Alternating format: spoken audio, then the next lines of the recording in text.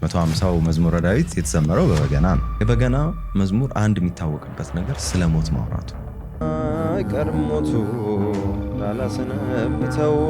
በገናም የጾም መሳሪያ አይደለም። ፈውስ የሚባለው ሐሳብ ታዲያ ከየት መጣ? በገናውን ሲደረድርለት ያሳየ የነበሩ ምልክቶች አሉ። ከዛ ውስጥ የመጀመሪያው ሳኦል የንዴቱን የመቆጣጠር ችግር ነበረበት። አሁን አንገር ማኔጅመንት ተብሎ ቴራፒ የሚሰጠው ማለት ነው። ጦር አንስቶ ወርውሮበት ሊገለው ሞክሮ ነበር ከአንድም ሁለት ጊዜ። እንደ ብለሲንግ ነው ብለው የሚያምኑ ሰዎች አሉ። ያ አረተው እንዴት ነው ያንን ነገር ከፍ ሊያደርግ የሚችለው? በገና ሁለት አይነት የድምጽ ፍሪኩዌንሲ at the same time የምንሰማበት ልብ ምትን ከማረጋጋት ጀምሮ አእምሮን እስከ መሰብሰብ ድረስ ትልቅ ኃይል ያለው የዜማ መሳሪያ ነው። ከረንትሊ ካንሰርን በድምጽ እናክማለን። በገና እድሜ ያረዝማል። የተወሰነች ሰከንድ ሐሳብ ሄደ ማለት ሶስቱም የምትሰራው ነገር ይበታተናል ማለት ነው። በገና ስለገዘፈ ካልን ዓለም ላይ በጣም ግዙፍ መሳሪያዎች አሉ።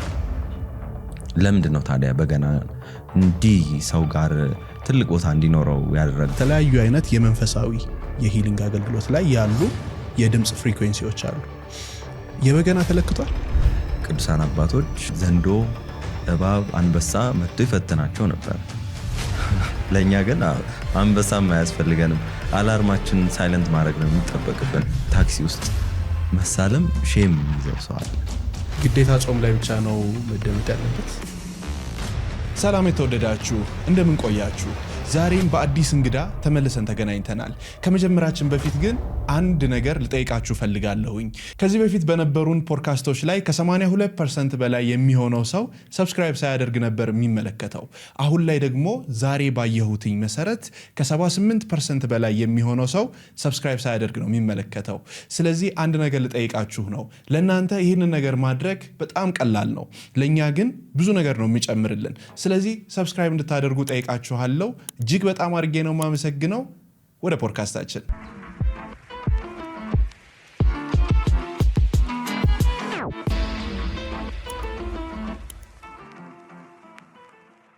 መምህር ኤርሚያስ እንኳን ደህና መጣህ። እንኳን ደህና ቆያችሁ። እስኪ ራስህን አስተዋውቀን። ኤርሚያስ እባላለሁ።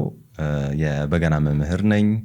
የኤማን የዜማ መሳሪያዎች ማሰልጠኛና ማምረቻ ተቋም መስራችና ባለቤት። እንዴት ጀመርከው? ያው እኔ እድገቴ በሰንበት ትምህርት ቤት ነው። ባይ ዘ ዌይ ሰንበት ትምህርት ቤት ሰው ሲገባ ፈርሶ ነው የሚሰራውና በቃ ኤርሚያስ የሚባለው ሰው ያን የጀመረ ማለት ነው። ስለዚህ እዛ ነው የበገናውም እዛ ነው። ከዛ ያው በዝማሬ ላይ በደንብ ደስ ብሎኝ ያገለግል ነበረ። ያንን ያገለገልኩኝ እንግዲህ የበገና የትምህርት እድል ይመጣል። በጣም it's a coincidence፣ በጣም ማይጠበቅ አጋጣሚ ውስጥ ነው። ሰሞኑን አንተ እንደምትመጣ ካወቅኩበት ቀን ጀምሮ እያንዳንዱን ከበገና ጋር የተገናኙ በዓለም ዙሪያ ላይ ራሱ ምንድነው የሚወራው፣ እውነት ይታወቃል ወይ፣ ሰዎች ጋር ያለው ግንዛቤ ምንድነው የሚሉትን ነገሮች እያየሁ ነበርና አንድ በደንብ ቀልቤን የሳበው ነገር በገና ለቴራፒ አገልግሎት እንደሚጠቅምና ሰዎችም ደግሞ ሪል ውጤት እያመጡበት እንደሆነ አንዳንድ ነገሮችን ተመለከትኩኝ።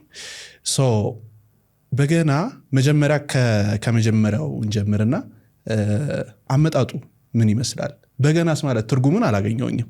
ምን ማለት ነው? የበገና ትርጉም አጠር አድርጌ ስነግር ምስጋና ማለት ነው። በገና የቃላት ትርጓሜ ነው። አዎ፣ በገነ ደረደረ፣ ነዘረ፣ አመሰገነ ማለት ነው። እንግዲህ በገና ያው እጅግ በጣም ጥንታዊ የሆነ መሳሪያ ነው። ከነገደ ዮባል ጀምሮ ይነሳል። በመጽሐፍ ቅዱስ እልፍ ጊዜ የተጠቀሰ ታላቅ መሳሪያ ነው። በገና አብሮ ሲነሳ የፈውስ ነገር ደግሞ በደንብ ይነሳል። ለሱ ደግሞ ትልቁ እንግዲህ ምሳሌ አድርገን የምናነሳው በቤተክርስቲያናችንም ትልቁ አባት ቅዱስ ዳዊት ነው። እንግዲህ ቅዱስ ዳዊትም የበገና አባት ብለን ደፍረን መናገር የምንችለው ነው። በተለይ ለዚህም ዘመን ትልቅ አስተዋጽኦ ያበረከተ ዕውቁ የበገና ደርዳሪ ነው። መዝሙረ ዳዊትን ለምሳሌ መመልከት እንችላለን። 150ው መዝሙረ ዳዊት የተዘመረው በበገና ነው። ፈውስ የሚባለው ሐሳብ ታዲያ ከየት መጣ? እንዴት ነው ይፈውሳል የሚለው ነገር በሰዎች አንደበት ከበገና ታሪክ ጋር አብሮ እንዲነሳ የሆነው ብለን ስናነሳ የቅዱስ ዳዊትን 7 ሀብታት እንመለከታለን። እንግዲህ እነዚህ 7 ሀብታት ውስጥ ለምሳሌ ሀብተ መዊ አለ፣ ሀብተመዊ ማለት ጠላቶችን ድል የማድረግ ኃይል ማለት ነው። ይህ ማለት ጎልያድን የጣለበት በእረኝነቱ ጊዜ ከዱር አራዊት ጋር ታግሎ የሚያሸንፍበት ኃይሉ ማለት ነው። ስለዚህ ሀብተ ፈውስ አለ፣ ሀብተ መዝሙር አለ፣ ሀብተ ክህነት አለ፣ ሀብተ መንግስት አለ። እነዚህ 7 የቅዱስ ዳዊት ሀብታት አሉ። ከነዛ ውስጥ ግን ታዲያ እንዴት ነው ሪሌት የሚያደርገው? አሁን ይሄና ፈውስ ምን አገናኛቸው ካልገኝ የመጀመሪያው ሀብተ ፈውስ ተብሎ እንግዲህ በግልጽ ተቀምጧል የመጽሐፍ ቅዱስ ታሪክ ላይ። የዛም ደግሞ የሚነሳው እንግዲህ ሳኦል እና ቅዱስ ዳዊት የነበራቸው ሪሌሽንሺፕ ነው። እንግዲህ ሳኦል ማለት የእስራኤል የመጀመሪያው ንጉስ ነው። በእግዚአብሔር የተመረጠ ንጉስ ነው። ከዛ በኋላ እንግዲህ እንደ ዘመኑ ቋንቋ ብንጠቀም ፋውሉ በዛ፣ በእግዚአብሔር ዘንድ ሞገስን አጣ። ይሄ ደግሞ ትልቁ እና የመጨረሻው ውድቀት ቢኖር በሰው ዘንድ ቦታ ልናጣ እንችላለን። በዓለም ዘንድ ቦታ ላይ ኖረን ይችላል።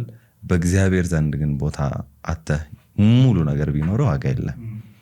በዛ ጊዜ እስራኤል ንጉስ ነበረ፣ ንግስናውን አላጣም ነበረ ሳኦል። በእግዚአብሔር ዘንድ ግን የነበረውን የክብር አጥቶ ነበር። ያኔ ነው እንግዲህ ቅዱስ ዳዊት የመጣው። ቅዱስ ዳዊት ማለት ደግሞ ያኔ አንድ ብላቴና ነው፣ አንድ እረኛ ነው። እንግዲህ ብዙዎቻችን ባህላዊ ፊልሞች አይተን እናውቃለን ብዬ አስባለሁ። እና እረኛ ብለን ብንስል አንድ ትንሽዬ ብላቴና ቀጫጫ ዱር ከበጎችና ከፍየሎች ጋር የሚውል አንድ ሕፃን ልጅ ነው። እሱን እንግዲህ እንዲቀባ የእግዚአብሔር ነቢይ ተላከ ማለት ነው። ወንድሞች ነበሩት። ወንድሞቹ በጣም መልከ መልካም ናቸው፣ ተክለ ሰውነታቸው ያምራል። እነሱ ሁሉ ግን አልተቀቡም ነበረ በዛ ሰዓት። በአባቱም ዘንድ ባይደው የተረሳ ልጅ ነው። ምክንያቱም ለንግስና እንዲቀቡ ልጆቹን እንዲጠራ ሲነገር አባቱ ቅዱስ ዳዊት አእምሮ ውስጥ አልነበረም። በዛ መጠን ትንሽ ነበረ፣ ግን በእግዚአብሔር ዘንድ የነበረው ቦታ ደግሞ እጅግ በጣም ትልቅ ነበረ። ቅዱስ ዳዊት ሲመጣ ከሩቅ ነው ዘይቱ የፈላው፣ ተቀባ፣ ንግስናው ንጉስ ሆነ፣ የእስራኤል ንጉስ። ዘውዱን አልጫንም፣ ግን እረኝነቱም እያለ ንግስናው ኖረ ማለት ነው። ከዛ ጊዜ በኋላ ኃይሎችን ኤክስፒሪየንስ ያደርግ ጀመረ። ይሄ ያው እኛ መጽሐፍ ቅዱስን አርቀን ስለምናየው ነው እንጂ የዚህ ዘመን ትርጉም ነው። ለምሳሌ አሁን እግዚአብሔር ከኛ ጋር ሲሆን የትኛውም ግንብ የትኛውም ነገር አያስቆመንም አይደል? የሚታየውንም ጠላት ድል እናደርጋለን። እሱም ቅዱስ ዳዊት እግዚአብሔር ከሱ ጋር ነበር። እንግዲህ በእጁ ብቻ ትልልቅ አውሬዎችን አድኖ ያስጥል ነበረ። በጎቹን ከአናብስት ከአራዊት መንጋጋ ያስጥል ነበረ ቅዱስ ዳዊት ማለት ነው። ያኔ እንግዲህ ድል የማድረጉን ኃይል ሀብተመዊን ኤክስፒሪየንስ ያደርግ ጀመር ማለት ነው። እረኝነቱ ላይ ግን ሌላ አብራው የምትነሳ በገናው አለች። እንግዲህ በገና ለእረኛ የሚያስፈልገው በትር ነው። ግን ደግሞ ብቸኝነቱን ደግሞ የምታስረሳው አንድ መሳሪያ ብትኖር በገናው ነበረች። በበገናው እግዚአብሔርን ያመሰግን ነበረ። በገናው ከእጁ አትለይም ነበረ። ስለዚህ በእስራኤልም ዘንድ ደግሞ እየታወቀ የመጣ በገና እጅግ በጣም ጥሩ አድርጎ ይደረድር የነበረ አንድ ብላቴና ነበረ ማለት ነው። ወደ ሳኦል እንመለስ። ሳኦል እንግዲህ በእግዚአብሔር ዘንድ ሞገስን አጥቷል። ልክ ደግሞ ከእግዚአብሔር ወይም ደግሞ ከትክክለኛ ነገር ስንርቅ የተለያዩ ችግሮች ወደ ቤታችን ይመጣሉ። ከዛም ውስጥ ቅዱስ ዳዊት በገናውን ሲደረድርለት ያሳይ የነበሩ ምልክቶች አሉ። ከዛ ውስጥ የመጀመሪያው ሳኦል የንዴቱን የመቆጣጠር ችግር ነበረበት። አሁን አንገር ማኔጅመንት ተብሎ ቴራፒ የሚሰጠው ማለት ነው። ሌላኛው ባይፖላሪቲ ነበረበት ሳኦል። ባይፖላር ዲስኦርደር ተብሎ አሁን የሚታወቀው። ይህ ማለት ደግሞ ሳኦል ቅዱስ ዳዊትን የተጠራበት አጋጣሚ ነበረ። ሳኦል የአእምሮ ሜንታል ነገሩ በጣም በቃ እየከበደ እየታመመ መጣ። በመንፈስ መጽሐፍ ቅዱስ ላይ የሚለው በመንፈስ ይጨነቅ ነበረ። ያልተገባ ባህሪ ያሳየ ነበረ። ያኔ እንግዲህ ከአማካሪዎቹ በገና ጥሩ አድርጎ የሚመታ ሰው ከእስራኤል አስፈልጋችሁ አምጡ። ከዛ በፊት ይታወቅ ነበረ በገና? አዎ በደንብ ይታወቃል። ከዛ በጣም በጣም ጥንት ነው የበገና አገልግሎት። ከዛ በጣም ጥንት ነው። የዛ ሰዓትም ለእንደዚህ አይነት ሕክምና አገልግሎት ይጠቀሙበት ነበር፣ ለቴራፒ ሰርቪስ። አዎ እሱን ያው ቢያውቁ ነው ሳኦልን ሁናቴ ተረድተው እንዲጠራ የሆነው ማለት ነው። ቅዱስ ዳዊት ይመጣል። እንግዲህ አሁን ምስሉን ብንስለው አንድ ብላቴና እረኛ ነው። ቤተ መንግስትን ሳለው ነገስታቱን ሳላቸው መኳንንቱን ግዙፍ ነው እንግዲህ የገባበት ሲቹዌሽን። ያኔ በገናውን ይዞ መጣ። ለሳኦል በገናን በሚደረድርለት ጊዜ ከሚያስጨንቀው መንፈስ ሁሉ ይፈወስ ነበረ፣ ያገግም ነበረ። ስለዚህ ራሱን ሂል ያደርግለት ነበረ ማለት ነው። ቅዱስ ዳዊት በተለያዩ ቦታዎች እንደተሾመ እስኪነግስ ድረስ ብዙ ነገሮች እንዳደረገ በእግዚአብሔር ፊት አንድ የሞገስን ስላገኘ የተለያዩ ቦታዎች የተለያየ ማዕረግ፣ ከዛ ደግሞ የእስራኤል ሁለተኛ ንጉስ ሆኖ እስኪሾም ወይም የንግስናውን ዘውድ እስኪጭን ድረስ ከሳኦል ጋር ነበረ። ከዛ የተሳደደበትም ጊዜ ነበረ። በጣም የሚታወቅ ታሪክ አለው። እግዚአብሔር በሾመው ላይ እጄን አላነሳም ያለበት ጊዜ ነበረ። ሳኦልን እግዚአብሔር አሳልፎ ሰጥቶትም እጁን አላነሳም፣ አልገደለውም ነበረ። ከዛ ያው የጎልያድ ታሪክ ይታወቃል። በጠጠር እንግዲህ ስትመታ ሰው ሲመታ ወደ ኋላ ነው የሚወድቀው ወደፊት ከተመታ። እንግዲህ ጎልያድ ግን በፊት ተመቶ ወደፊት ነበር የወደቀው እና ጠላቶቹን ድል የማድረግ ሀብተማዊ ኃይል ነበረው፣ ሀብተ ክህነት ነበረው፣ ሀብተ መንግስት ነበረው። ስለዚህ የቅዱስ ዳዊት በደንብ የበገናን ምስጢር በደንብ አድርጎ የገለጠልን፣ ከዛም ደግሞ ከነሚስጥራዊ ኮዱ ጽፎ ደግሞ በመዝሙረ ዳዊት የሰጠን እጅግ በጣም ትልቅ ቅዱስ አባት ነው። የሚገርም ነው።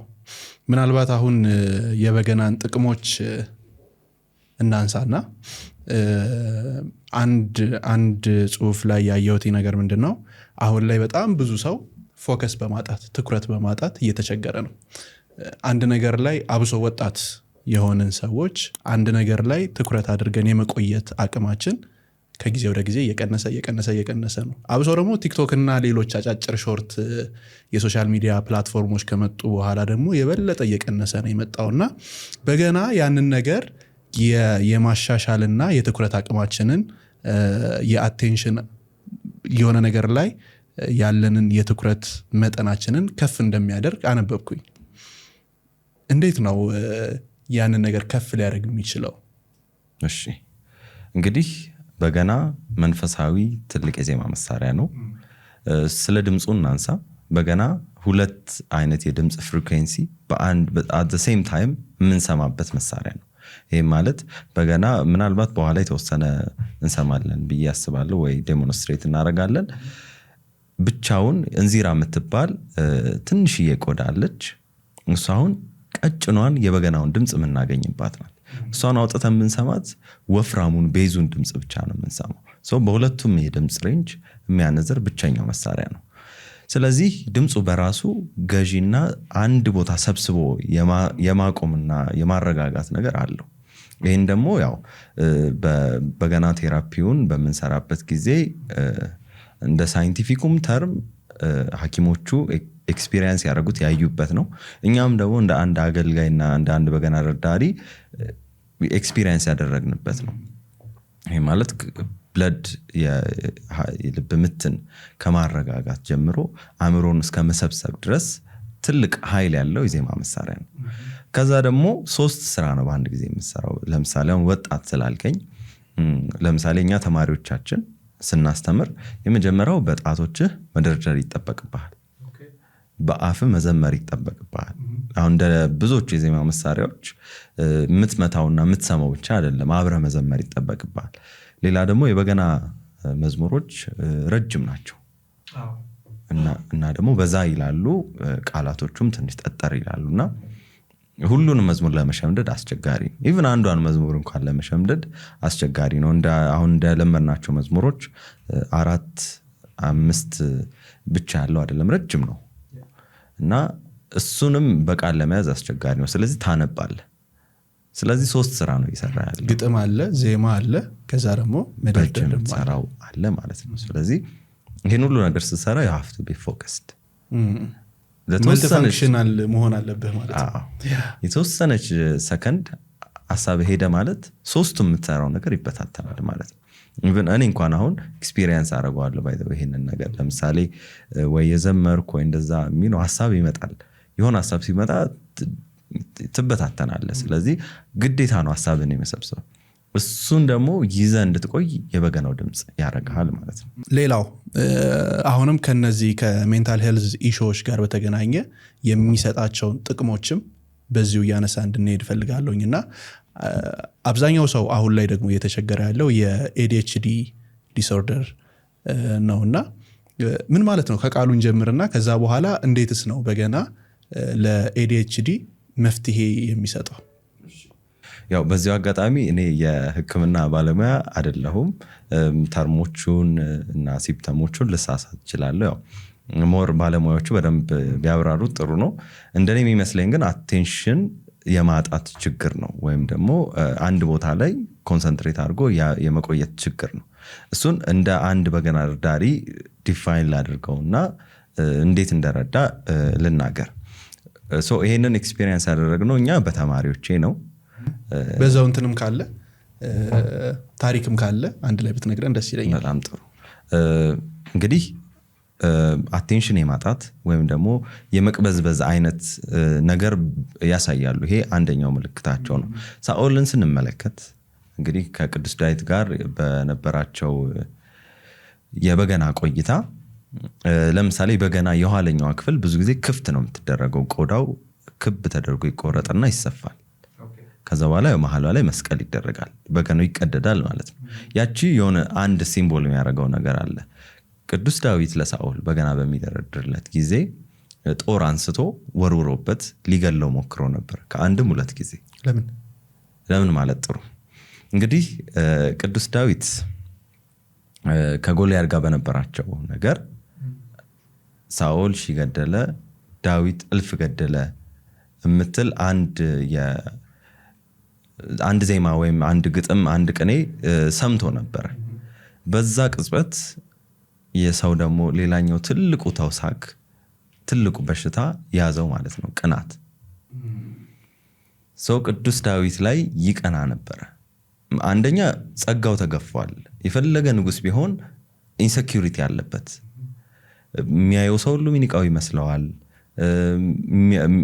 የሚያይበት መንገድ፣ ንግስናውን የሚያይበት መንገድ፣ ብዙ ነገሩ ተቀይሯል። ሳኦል በተለይ እንዳልኩ ከእግዚአብሔር መንገድ ከወጣ በኋላ ያኔ ሳኦልን የሚያይበት መንገድ እንግዲህ አንድ ብላቴናነቱ አንድ ተወዳጅነቱ ለሳኦል አልቀጠለም።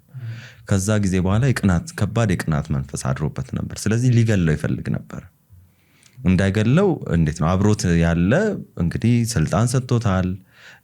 ሊያውም ደግሞ ትልቁን ጠላት ጎልያድን አሸንፎለታል። ከባርነት ነው ያስመለጣቸው። ያኔ ዳዊት ቢሸነፍ ኖሮ ባሪያ ነበር የሚሆኑት። ከባርነት አስመልጧቸዋል። ሰውስ ምን ይለዋል ዝም ብሎ ቢገለው? የሆነ አጋጣሚ ይፈልግ ነበረ። ስለዚህ ሌላኛው ትልቁ ተውሳክ ቅናት አድሮበት ነበረ ሳኦል ቅዱስ ዳዊት ላይ ማለት ነው። እና በዛ ጊዜ ጦር አንስቶ 2 ጊዜ ሊገለው ሞክሮ ነበር። ሁለቱንም ግን የእግዚአብሔር መልአክ ረድቶት አምልጦ ነበር። ከዛ ጊዜ በኋላ ደግሞ ቅዱስ ዳዊትን ይፈራው ጀምሮ ነበር። ልቡ ላይ ደግሞ ሌላኛው ደግሞ ትልቁ ችግር ፍርሃት ነው። ብዙ ጊዜ ፍርሃትን አሁን መድረክ ቢሆን 2 ንግግር ወይም ካረክ በኋላ ትተዋል። ውስጥ ግን ከመልካም ነገሮች የሚያርቅ በጣም አንደኛው ሌላኛው ችግር ደግሞ ፍርሃት ነው። ለምሳሌ ከቅዱስ ቁርባን የሚያርቀን የመጀመሪያዋ ሳይን ፍርሃት ነች። ከእግዚአብሔር ቤተ መቅደስ የምታርቀን ፍርሃት ነች። እንግዲህ ሰው የፈለገ ቢሆን ከአባቱ አይርቅም አይደል? አባትህን ግን በጣም የምትፈራ ከሆነ እየወደድከውም ቢሆን ትርቀዋል። እና ማክበርና ፍርሃት ደግሞ ትንሽ ይምታታብናል። ስለዚህ እነዚህ ችግሮች ነበሩበት ሳኦል። ሰው ወደ ኤዲኤችዲ ስንመለስ ብዙ ደግሞ ያንግ የሆኑ ልጆች በዚህ በሽታ የመጠቃት ነገር አለ። እንደ ብለሲንግ ነው ብለው የሚያምኑ ሰዎች አሉ። ኤዲኤችዲ ያ አረተው? አዎ። እንዴት? ኤዲኤችዲ ያለባቸው ብዙ ስኬታማ ሰዎች እንዳሉ ይነገራል። ዓለም ላይ ይነገራል። እሱን ኢትስ አ ብለሲንግ፣ ይሄ ችግር አይደለም ተብሎ ይነገራል። ግን ደግሞ ይሄ ትክክለኛ የሰው ባህሪ አይደለም፣ ተቅበዝባዥ መሆን። ይሄ እንግዲህ ብዙ በመጽሐፍ ቅዱስ ልክ ከእግዚአብሔር ሲጠፉ ወይም ደግሞ ኃጢአትን ሲሰሩ ከዛ በኋላ ደግሞ ከእግዚአብሔር ለመራቅ ሲሞክሩ የሚያሳዩት ነገር አንደኛው መቅበዝበዝ ነው። ምናልባት እርኩስ መንፈስ የተያዙ ሰዎች አእምሮ ችግር ያለባቸው ሰዎች ይህን ባህሪ በደንብ እንመለከትባቸዋልና ካልም አድርጎ ይዞ የማስቀመጥ ነገር ይኖራል። ምናልባት በኋላ የተወሰኑ ቪዲዮዎች አሳያለሁ እዛው የነበራቸው ባህሪና ተቀይረው ደግሞ ሰላማዊ ነገር ሲሆኑ ለምሳሌ ወንደሪንግ ሳይክል ውስጥ ይገባሉ። ዝም ብሎ ተነስቶ መዟዟር ሊሆን ይችላል። እግራቸውን እጃቸውን ማንቀጥቀጥ ሊሆን ይችላል። አንድ ቦታ ላይ ፎከስ አድርጎ መቆየት የመቸገር ነገር ይኖራል። ይሄ ሁሉ አይ ቲንክ የኤዲኤችዲ ሳይኖች ሊሆኑ ይችላሉ። አሁንም የኔ ሕክምና ባለሙያ አይደለሁም፣ ግን from our experience ይሄንን ነገሮች እንመለከታለን እና ሰብስበው የማቆየት ነገሩ በጣም ይረዳቸዋል። ኢቭን ለስፒች ቴራፒ ራሱ እንደሚረዳ አምናለሁ እኔ። ምክንያቱም አንድ ተማሪያችን አለ ከውጭ የመጣ ለረጅም ጊዜ ቃላት የማውጣት ይቸገር የነበረ፣ አሁን ግን በስመ አብ እያለ የተኮላተፈም ቢሆን 2-3 መስመር መዝሙር የጀመረ ልጅ አለ። ያው ምንድነው እውነተኛ ነገር እግዚአብሔር ይፈውሳል። ይሄ የታወቀ ነገር ነው።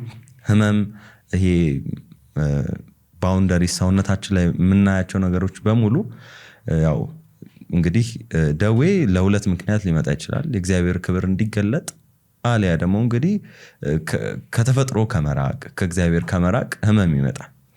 ትልቁ በሽታ ደግሞ ነው ብዬ ማምነው የአእምሮ በሽታ ነው። አእምሮ ጤነኛ ካልሆነ የትኛውም አካል ጤነኛ አይሆንም። አእምሮ ደግሞ ጤነኛ የሚሆነው ሰሪውን ሲያገኝ ነው። ሰውነታችን ደግሞ ባይ ዘ ዌይ በቃ እንደ አንድ ሳይን ነው። ባይ ዘ ዌይ ምልክት እኮ ይነግርሃል። ለምሳሌ አሁን ኃጢአት ስንሰራ እና ቤተክርስቲያን ስንሄድ አእምሯችን ጸጥ ነው የሚለው። ቤተክርስቲያን ሲሄዳል እንዴ ለምንድን ነው የሚያስበው ነገር አጥቶ ነው ወይ? ችግራችን ሙሉ ተቀርፎ እኮ አይደለም። ቤተክርስቲያን ደርሰን ስንመለስ በቃ አካውንታችን ውስጥ በቂ የሚያስፈልገን ብር ገብቶ መኪና ኖሮን ቤት ኖሮን እኮ አይደለም። ግን ደግሞ አእምሮ፣ ሰውነት፣ ልቦና ቦታዋን አገኘች። በቃ ረፍቷ ነው። ኃጢአት ስንሰራስ ሌሊቱም ሙሉ ሲያቃጭልብን የሚውል ነገር አለ አይደል? ለምሳሌ እስቲ በሱስ ውስጥ ያሉ ወጣቶችን፣ በተለያዩ የአእምሮ ችግር ያሉ ወጣቶችን እጅግ በጣም ያሳዝናል። የዘመኑ ሱስ ማይመስሉ ሱሶች ውስጥ ያሉ ወጣቶችን ባህሪ ስትመለከት ደግሞ ተመሳሳይ ነገር ነው የምታየው።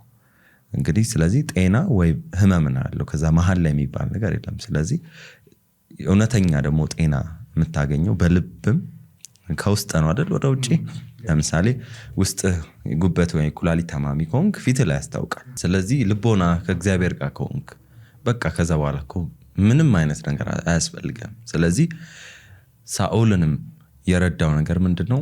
ቅዱስ ዳዊት ይዞለት ሄደው የእግዚአብሔርን መንፈስ ነው፣ ሌላ ነገር የለው። ልክ በገናውን ሲደረድርለት ወደ ልጅነቱ ሳኦል ይመልሰው ነበር። ባይ ዘ ዌይ ይሄም ነገር አሁን ከቴራፒ ጋር ለምሳሌ የአልዛይመርና ዲሜንሺያ ታማሚዎች ጋር ሄደን በገና የሚደረደሩ የማገልገሉ ነገር አለን። ከተለያዩ ነርሲንግ ሆሞች ጋር በህብረት ሆነን እንሰራለን ይሄን ነገርና እነዚህ ሰዎች ትልቁ ችግራቸው የመርሳት ለምሳሌ የመርሳት ችግር ያለባቸው ሰዎች የመጀመሪያ የሚያደርጉት ነገር ወይ ተኛሉ ወይ ደግሞ ቡና እንደጠጣ ሰው በጣም ንቁ ይሆናሉ። ከዛ ግን የሚገርም ሚሞሪያቸው ሪጀነሬት እያደረገ ይመጣል። ያንተን ስም ለምሳሌ ሾርት ሚሞሪ ይኖራቸዋል።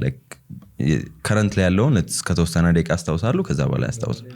እና በሳምንት ስትመጣ ስምህን ሊጠሩ ይችላሉ፣ ወይም እንደሚያውቁ ምልክት ሊያሳዩ ይችላሉ። ለሐኪሞች ይሄ ነገር ትልቅ ነው ማይተው እንደዚህ ስናወራው ቀላል ይመስላል እንጂና ይሄ ነገር ለምንድን ነው ብዬ ሳስብ ኦልሬዲ ቅዱስ ዳዊት ያደርገው የነበረው ነገር ነው። ለሳኦል በገና ሲደረድርለት ወደ ልጅነቱ ሳኦል ነበር ይመልሰው ነበር። በገናን ሰው ሲያስብ ብዙ ጊዜ ልጅነቱ አይደለ? አሁንም በገና አለ እኮ ድሮም ነበር፣ አሁንም አለ። ድሮም መሰንቆ አለ፣ አሁንም አለ። ልክ በገናን ሰው ሲሰማ ልጅነቱ ለምንድን ነው ትዝ የሚለው? በቃ ወደ ልጅነት መንፈስ ስለሚመልስ ነው። ምክንያቱም የእግዚአብሔር መንፈስ ልጅ ነው የሚያደርገው አይደል? ንስሐ ስንገባ ቄዳር ስንጠመቅ እንደ አዲስ እንደተወለደ ሰው ነው የምንሆነው። ስለዚህ ወደ ልጅነቱ ሳኦል ይመልሰው ነበር። ስለዚህ ለሚሞሪም ኢቭን በዛ መንገድ ነው ይረዳል ብዬ የማስበውና ቅድም ላልከኝ ኮንሰንትሬት ያለ ማድረግ የኤዲኤችዲ ችግርም ሰብስቦ በማቆየት ከዛ በኋላ ደግሞ የሚገርምህ እንግዲህ የእግዚአብሔርም ጸጋ ሲሰጥ ፉል ፓኬጅ ነው። ለምሳሌ ሱስ አንድ ሰው ሲጀምር ማጨስ ከጀመረ ከዛ ይላል አብረው ብዙ ነገሮች አብረው የእግዚአብሔር መንፈስ ቅዱስም ስትጀምር እንደዛው ነው። በገና ማርኮ ያመጣሃል። ስታየው በጣም ግሬስፉል ነው። ሁሉም ሰው ቢማር ደስ ይለዋል ብዬ ነው ማስበው። ማርኮ ያመጣሃል። ስትነካው ደግሞ ደስ የሚል ነገር ነው። በቃ ያረጋጋል፣ አእምሮ ጸጥ ይላል፣ ሰውነት ቅልል ይልሃል። ባይ ዘ ዌይ ያለው ቫይብሬሽንም ቅድም ስለ ሳውንድ ሳወራ ኢንፍራሶኒክ እና አልትራሳውንድ የድምፅ ሬንጅ ተመሳሳይ ሰዓት ይነዝራል እና ኦቨርቶን የሚባል ነገር አለ። ተመሳሳይ ኖት ሎወር እየሆነ እየነዘረና ሃየር እየሆነ እየነዘረ ሲሄድ ከሆነ ፍሪኩዌንሲ በላይ ደግሞ እንደምታውቀው አንሰማም። ሌሎች እንስሳቶች ይሰማሉ፣ እነሱም ከሆነ በላይ አይሰሙ። የማንሰማውስ ድምፄት ነው የሚሄደው። በገናን ይዘህ ነው የምደረድረው።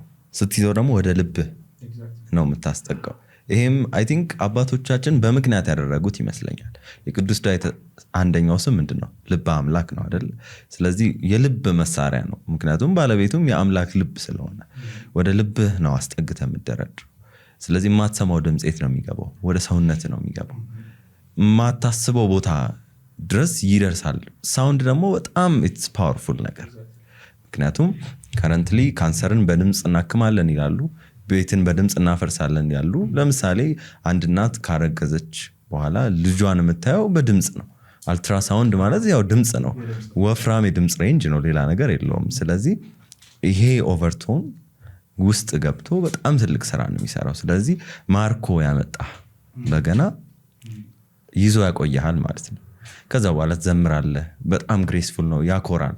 መንገድ ላይ በገና ይዘህ ስትሄድ በጣም ያኮራል። ባይ ዘ ዌይ የክብር መሳሪያ ነው። ምክንያት እሱን ደግሞ ከየትም አላመጣ ነው። በገና ስለገዘፈ ካልን ዓለም ላይ በጣም ግዙፍ መሳሪያዎች አሉ።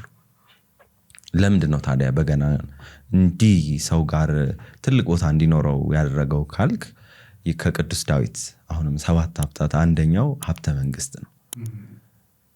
ለዛ ነው ብዙ ነገስታቶች ባይ ዘ ዌይ ከቤተ መንግስታቸው አያጠፉትም ነበረ። ምክንያቱም አንደኛ በጾም ወቅት ያረጋጋቸዋል።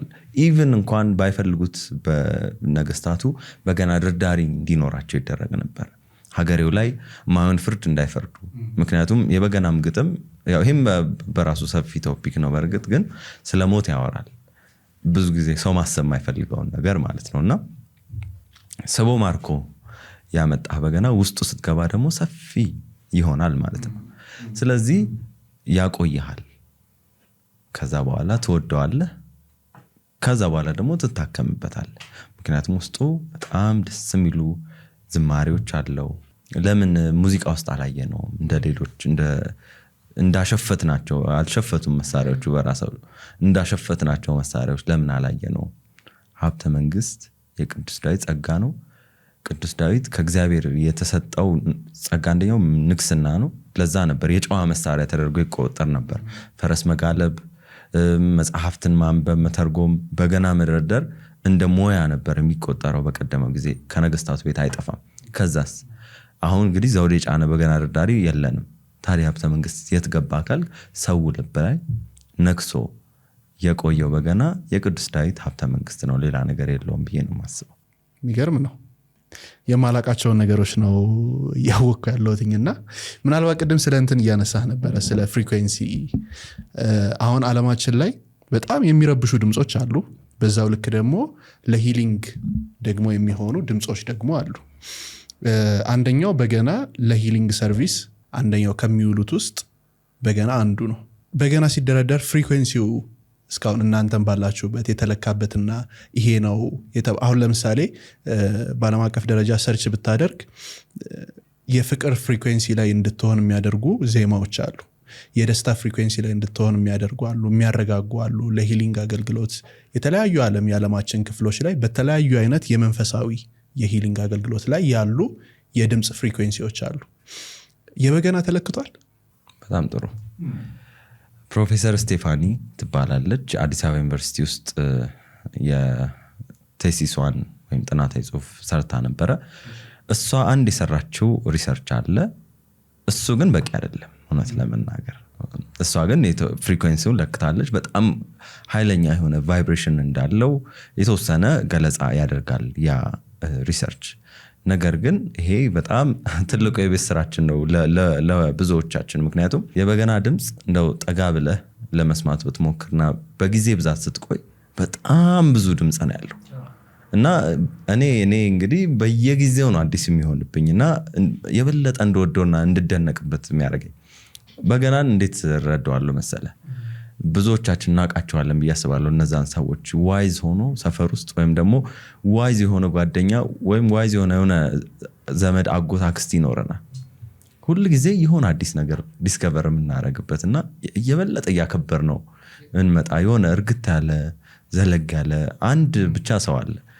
በገናም ባይተው እንደዛ ነው። አንድ ዘለግ ያለ ድምፁ ጎርነን ያለ በጣም ውስጡ ዊዝደም ያለው ትልቅ መሳሪያ ነው እና በመረመርከው ቁጥር በጣም ብዙ ነገር ታገኝበታለህ። በመጽሐፍ ቅዱስ ኦልሬዲ ይታወቃል፣ የተጠቀሰ ነገር ነው። ሳይንቲፊክ ነገሩን ግን የኛ ቤት ስራ ነው። ከዚህ በኋላም ደግሞ በጣም ብዙ ጥናት ይፈልጋል። ሌላ ምናልባት ስለ በገና እና ስለ ፍሪኩዌንሲው ፕሮፌሰር ብርሃኑ እሳቸውም ጥናት ሰርተዋል። ግን ደግሞ ብዙ ነገር ምክንያቱም ሃርፕ ብለህ የፈረንጆቹን እንግዲህ በገና ነው ይላሉ። እሱን መሳሪያ ብታይ በጣም ብዙ ነገር ጽፈዋል፣ ብዙ ነገር ሰርተዋል። እኛ ግን ይቀረናል። አሁን ቴራፒ ላይ አንድ ሰው ወደ ቴራፒ ሲመጣ መጀመሪያ የሆነ ትራማ አለ ማለት ነው። የሆነ አይነት የአእምሮ ቁስለት ነበረ ማለት ነው። በልጅነቱ ሊሆን ይችላል፣ ካደገ በኋላ ሊሆን ይችላል። የሆነ ሰዓት ላይ የተፈጠረ የሆነ ቁስል አለ። ያ ቁስል ከዳንና ካገገመ በኋላ ደግሞ ከዛ በኋላ ደግሞ የሚፈልገው ሌላ ስራ አለ። ምንድነው ፖስት ትራማ ምናምን የሚባል ሌላ ስቴጅ አለ፣ ስሙ ጠፋብኝ።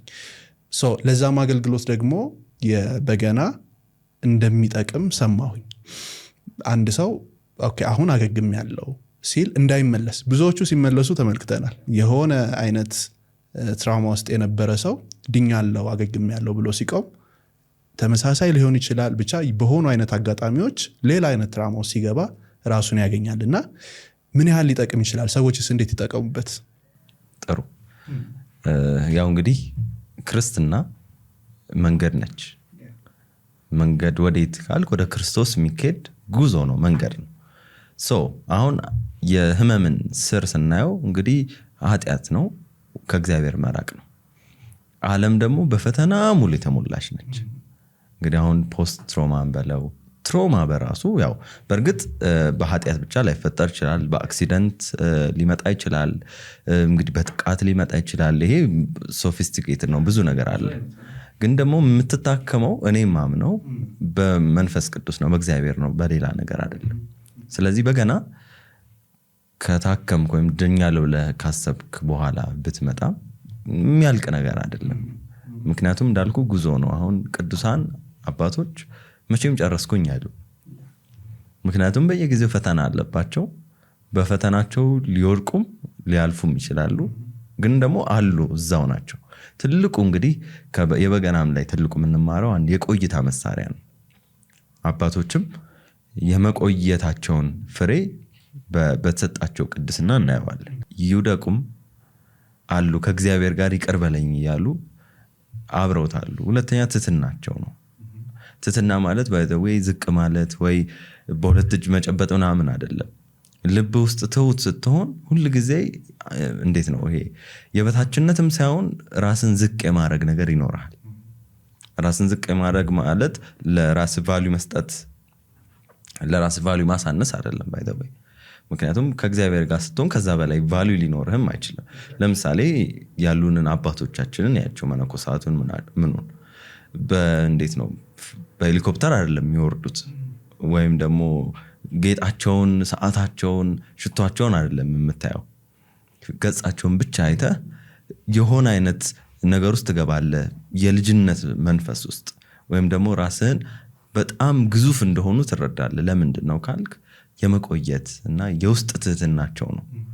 እና በገናውም ላይ እንግዲህ ፖስት ትሮማ ያለባቸው ለምሳሌ ከተማሪዎቻችን ሱስ ላይ ያገገሙ ወይም ደግሞ ህይወታቸውን ወደ እንግዲህ መንፈሳዊ ነገር ለማምጣት የጀመሩ እሱን ደግሞ ባይዘው እኔ በጣም ማበረታታው ነገር ነው።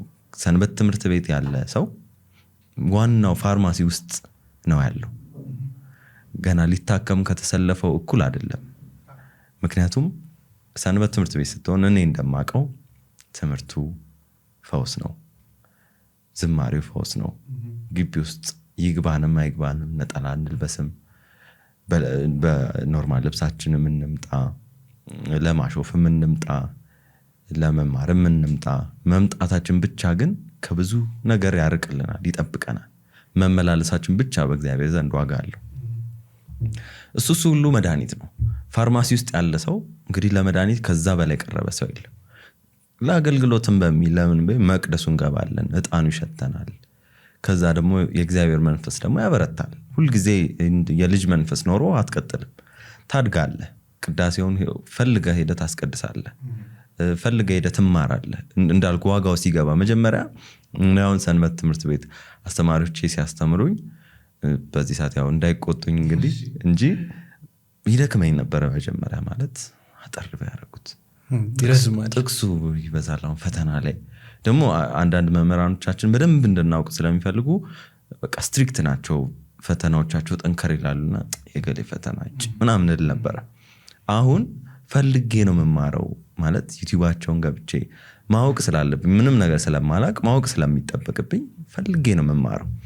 ይህንን ነገር ስንት ሰው እንደሚያደርግ አውቃለሁ። ከቤት ውስጥ ግን ራቅ ብለን ያለን ሰዎች፣ መራቅ ማለት ቤቱ ማሄደው ሰው እንግዲህ ገና ወደ ቤቱ ለመመለስ ጸበል የሚሄድ ነጠላ ገና ለመግዛት የሚያስብ ነጠላ የሌለው ሰው አለ እኮ። በጥለት እንግዲህ 10-20 ሊኖረን ይችላል፣ ግን ቤት ውስጥ ምስል የሌለ ስንት ክርስቲያን አለ ማለት። ቤት ውስጥ ያለ ነው ሰዎች ብቻ እንዳለ ነው ብቻ ማሰብ የለብንም። ከዛ ውጭ ያሉ ኢቭን አሁን ሶሻል ሚዲያ ላይ እኔ በጣም አፕሪሺየት ማረገው ትሬንድ ተጀምሯል። ለምሳሌ መንፈሳዊነት እንደ ዘመናዊነት እየታየ መጥቷል፣ which is good። መንገዱን ያው እንዳናሳስተው ደግሞ ተክሳጽ ያስፈልጋል። የትኛውም ነገር ደግሞ ጋይድ መደረግ አለበት። በእርግጥ ግን መንፈሳዊ ነገር ላይ እንደ ዘመናዊነት እየታየ ወደ ቤት መመለስ፣ ወደ ቤተክርስቲያን መመለስ የቀደመው ጊዜ ምንድነው ገና ልጅ አይደለ እንዴ ምንድነው እንደዚህ ይባላል። አሁን ዲያቆን የሚለው ማዕረግ እንዴት ውብ የሆነ ማዕረግ ነው። ዲያቆናትን ስናየውን እንዴት አያምሩም? በጣም በቃ ሞገሳቸው፣ ግርማቸው እንዴት ደስ ይላል። ከእግዚአብሔር የተሰጣቸው ነገር ስለሆነ ሰው ብዙ ወጣቶች ወደ ደጁ እየመጡ ፖስት ሮማቸው ግን ገና አለቀቃቸውም፣ አለቀቀን። ምክንያቱም በኃጢአት ውስጥ ያሳለፍነው ጊዜ በሙሉ ቀላል አይደለም። ጠባሳው ቀስ እያለ ነው የሚጎላው። በተለይ ደግሞ ወደ ቤት ውስጥ መጣ ደግሞ የሚፈትንህም ደግሞ በዛ ነው። በጠነከርከው ልክ ፈተና ይመጣብሃል። ቅዱሳን አባቶች ዘንዶ፣ እባብ፣ አንበሳ መጥቶ ይፈትናቸው ነበር። ለእኛ ግን አንበሳም አያስፈልገንም። አላርማችን ሳይለንት ማድረግ ነው የሚጠበቅብን። የእኛ ትልቁ አንበሳ 11 ሰዓት መነሳት። እንግዲህ ሌላ 11 ሰዓቱን ስናልፍ መሳለም፣ ለምሳሌ ታክሲ ውስጥ መሳለም ሼም ይዘው ሰው አለ። ሰው ሲሳለም ምናምን ምንድል ማለት ነው። እሱን የምናየውን ነገር አሁን ለምሳሌ መዝሙር ከፍቶ መስማት ትልቅ ከባድ ችግር የሆነበት ሰው አለ። እና ያለብን ኮምፕሊኬሽን በጣም ብዙ ነው። ቤት ውስጥም ሆነን ደግሞ በጣም በብዙ ነገር የምንፈተን ብዙ ሰዎች አለን። ይህ ሁሉ ፖስትሮማ ብለን መጥራት እንችላለን። ያ ግን መፍትሄው ምንድነው? አንድና አንድ መንገዱን መጀመር ነው። መንገዱ በገና ሊሆን ይችላል። መንገዱ መሳለም ሊሆን ይችላል። መንገዱ መጽሐፍ መግዛት ሊሆን ይችላል። ለምሳሌ ውዳሴ ማርያም መግዛት ሊሆን ይችላል። መንገዱ ነጠላ መግዛት ሊሆን ይችላል። ፖስትሮማህን ሂል የምታረገው ሂል ለማድረግ ዝግጁ መሆን፣ ሂል የምታረግበትን ወይ መምረጥ ትችላለህ። ይህ ማለት ትክክል ያልሆነም ወይ ልትመርጥ ትችላለህ። አሁን እኔ እጄን ቢያመኝ ጸሎት ባረግ አንደኛው መፍትሄ ነው። መጠጥም መጠጣት ግን እችላለሁ አይደል? መብቴ ነው፣ የሚከለክለኛል ለማንም የለም። ለጊዜው ልረሳው እችላለሁ እንግዲህ ሰውነቴን አደንዝዤ። በንጋታውስ ከራስ ምታት ጋር አብሮ የጅመም ይሰጣል ማለት ነው። ስለዚህ ዘላቂ መፍትሄ ምንድነው? አሁን ለምሳሌ ይነሳላለን በቀላሉ ብንረዳ ስፖርት የሚሰራ ሰው ሰውነቱን ለማሳደግ መወጋት ይችላል የሚፈልገውን ነገር።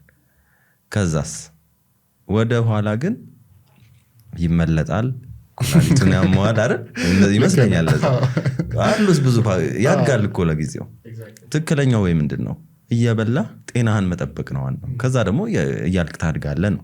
ሰው ታዲያ ቤተክርስቲያን ላይ ምንድነው መጀመሪያ እንግዲህ በገና አይደል ድረሳችን በገናውን መምጣት ነው። በቃ እያጨስክም ቢሆን የፈለከውን ነገር አድርግ።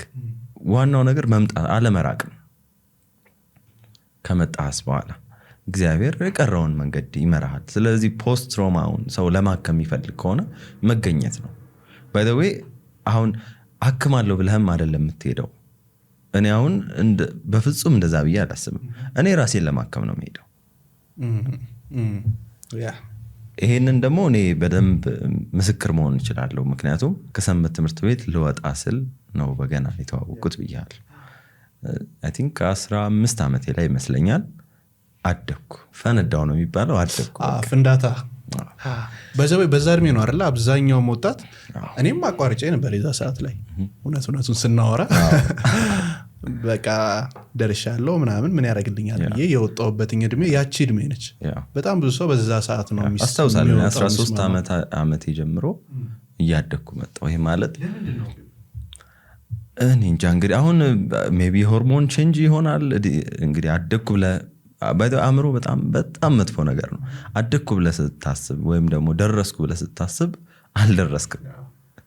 እና እኔ አሁን ያኔ ነው አደኩ ብዬ ያሰብኩት። በጣም በዚህ አጋጣሚ ያኔ መምህራኖቼ በጣም ይቅርታ መጠየቅ ፈልጋለሁ። በቃ አስቸገረን። ለምሳሌ 11 ሰዓት መዝሙር ጥናት አለን ነው ከተባለ 12 ሰዓት ነው የምንመጣው። እንዳታረፍዱ ከተባለ ማለት ነው ሆን ብለን እናረፍዳለን።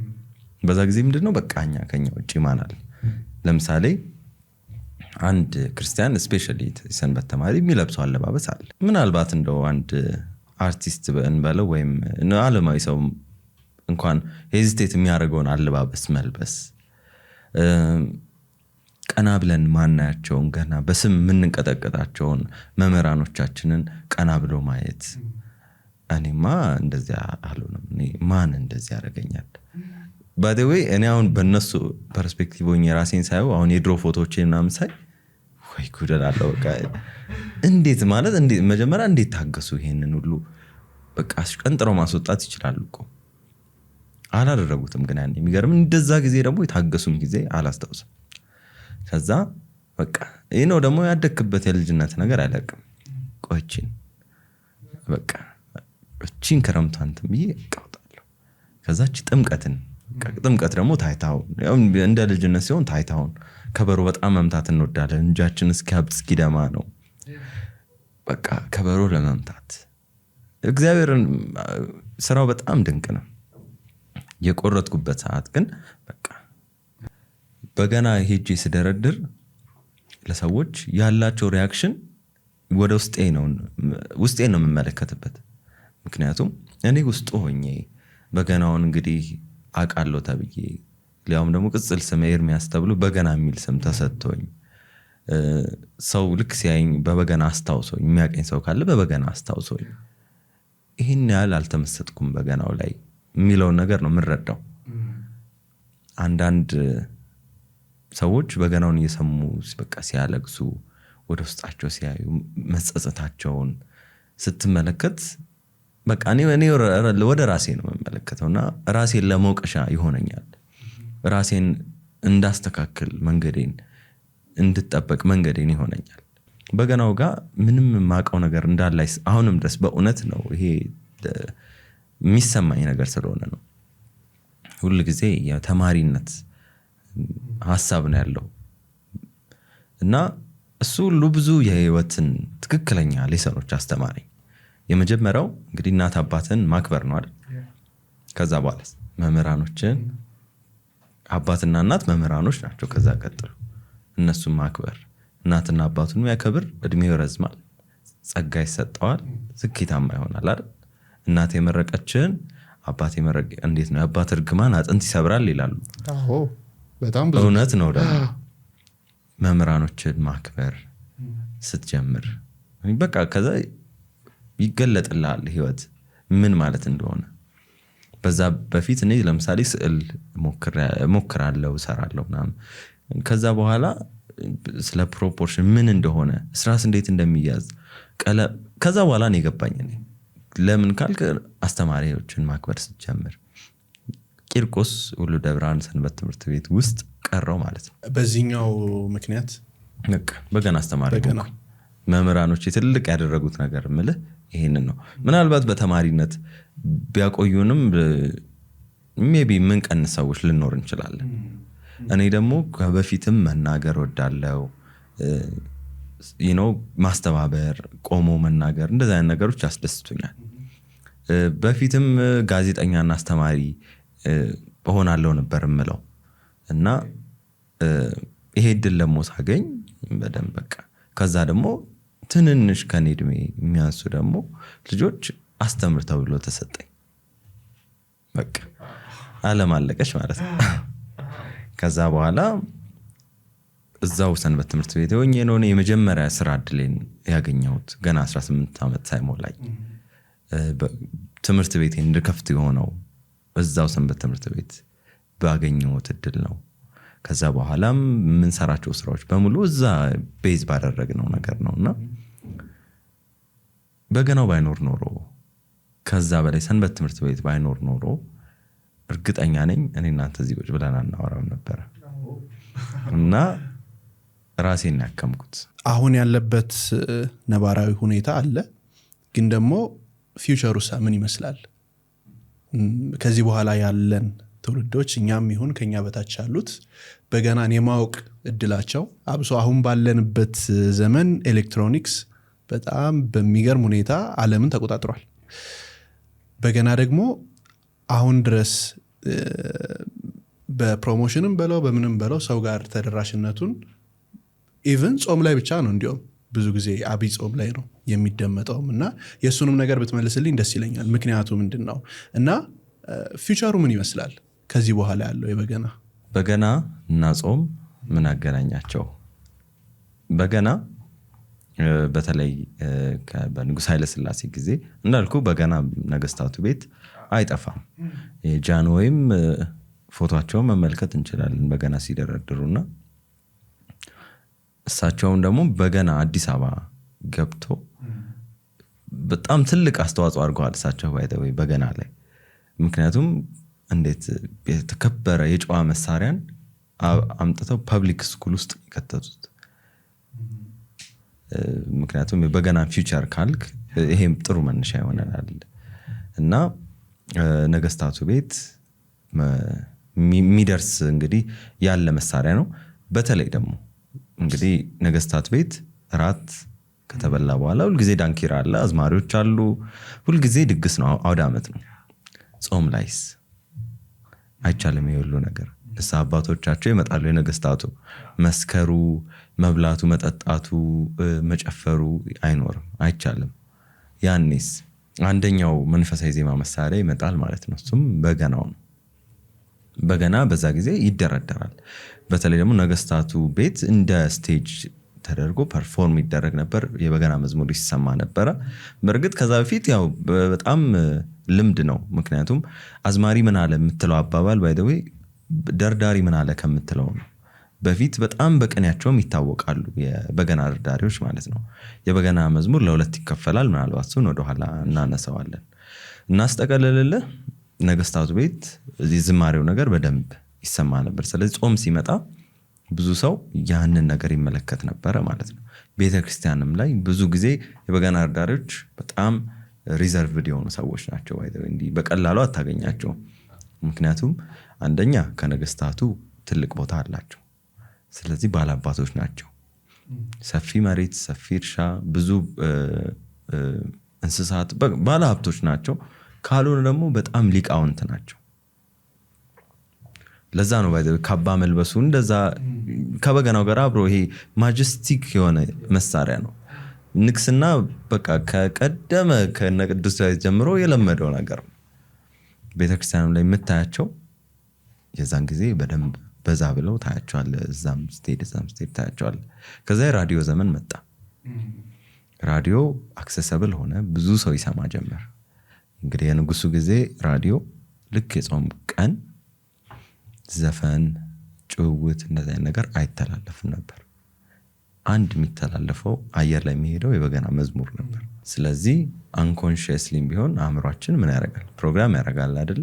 ስለዚህ ጾምን ስናስብ ብዙ ጊዜ ሰው በገና ያስባል። ያ ደግሞ እንደ ልምድ ስለሆነ እስከዚህ ድረስ ቆይተዋል ማለት ነው። የበገና ፊቸር ምን ይመስላል? ከሱ በፊት ግዴታ ጾም ላይ ብቻ ነው መደመጥ ያለበት? ጥሩ። ጤናማ ምግብ አንተን ልጠይቅስ። ጤናማ ምግብ ሰው ሲታመም ብቻ ነው መመገብ ያለበት? በጭራሽ። ሕክምና ሰው ሲታመም ብቻ ነው መታከም ያለበት? በገናም ስንጾም ብቻ ሳይሆን የየዕለት እንግዲህ ምስጋና ከሆነ ትርጉሙ የየዕለት የየቀን መሳሪያችን ነው መሆን ያለበት። ብዙ ጊዜ ስክነት ስላለው እኛ ደግሞ ልክ መረጋጋት፣ ራስን ማድከም፣ ወደ ቤተክርስቲያን መሄድ፣ መጸለይ ይሄን ከጾም ጋር ነው የምናያይዘው። ኢቭን ለምሳሌ ጾም ጊዜ ሲሆን ብዙ መጠጥ ቤቶች ምናምን ብዙ ነገሮች ይዘጋሉ አይደል? ለምን? ከዛ በኋላ ያ ነገር የተገባ ሆኖ ነው እንዴ? ያው ለራሳችን ምክንያት ኤክስኪውዝ መስጠት ስለምንፈልግ ነው። ስለዚህ በገናም የጾም መሳሪያ አይደለም። ይሄ መታወቅ አለበት። እንደውም የየቀን መሳሪያ ነው።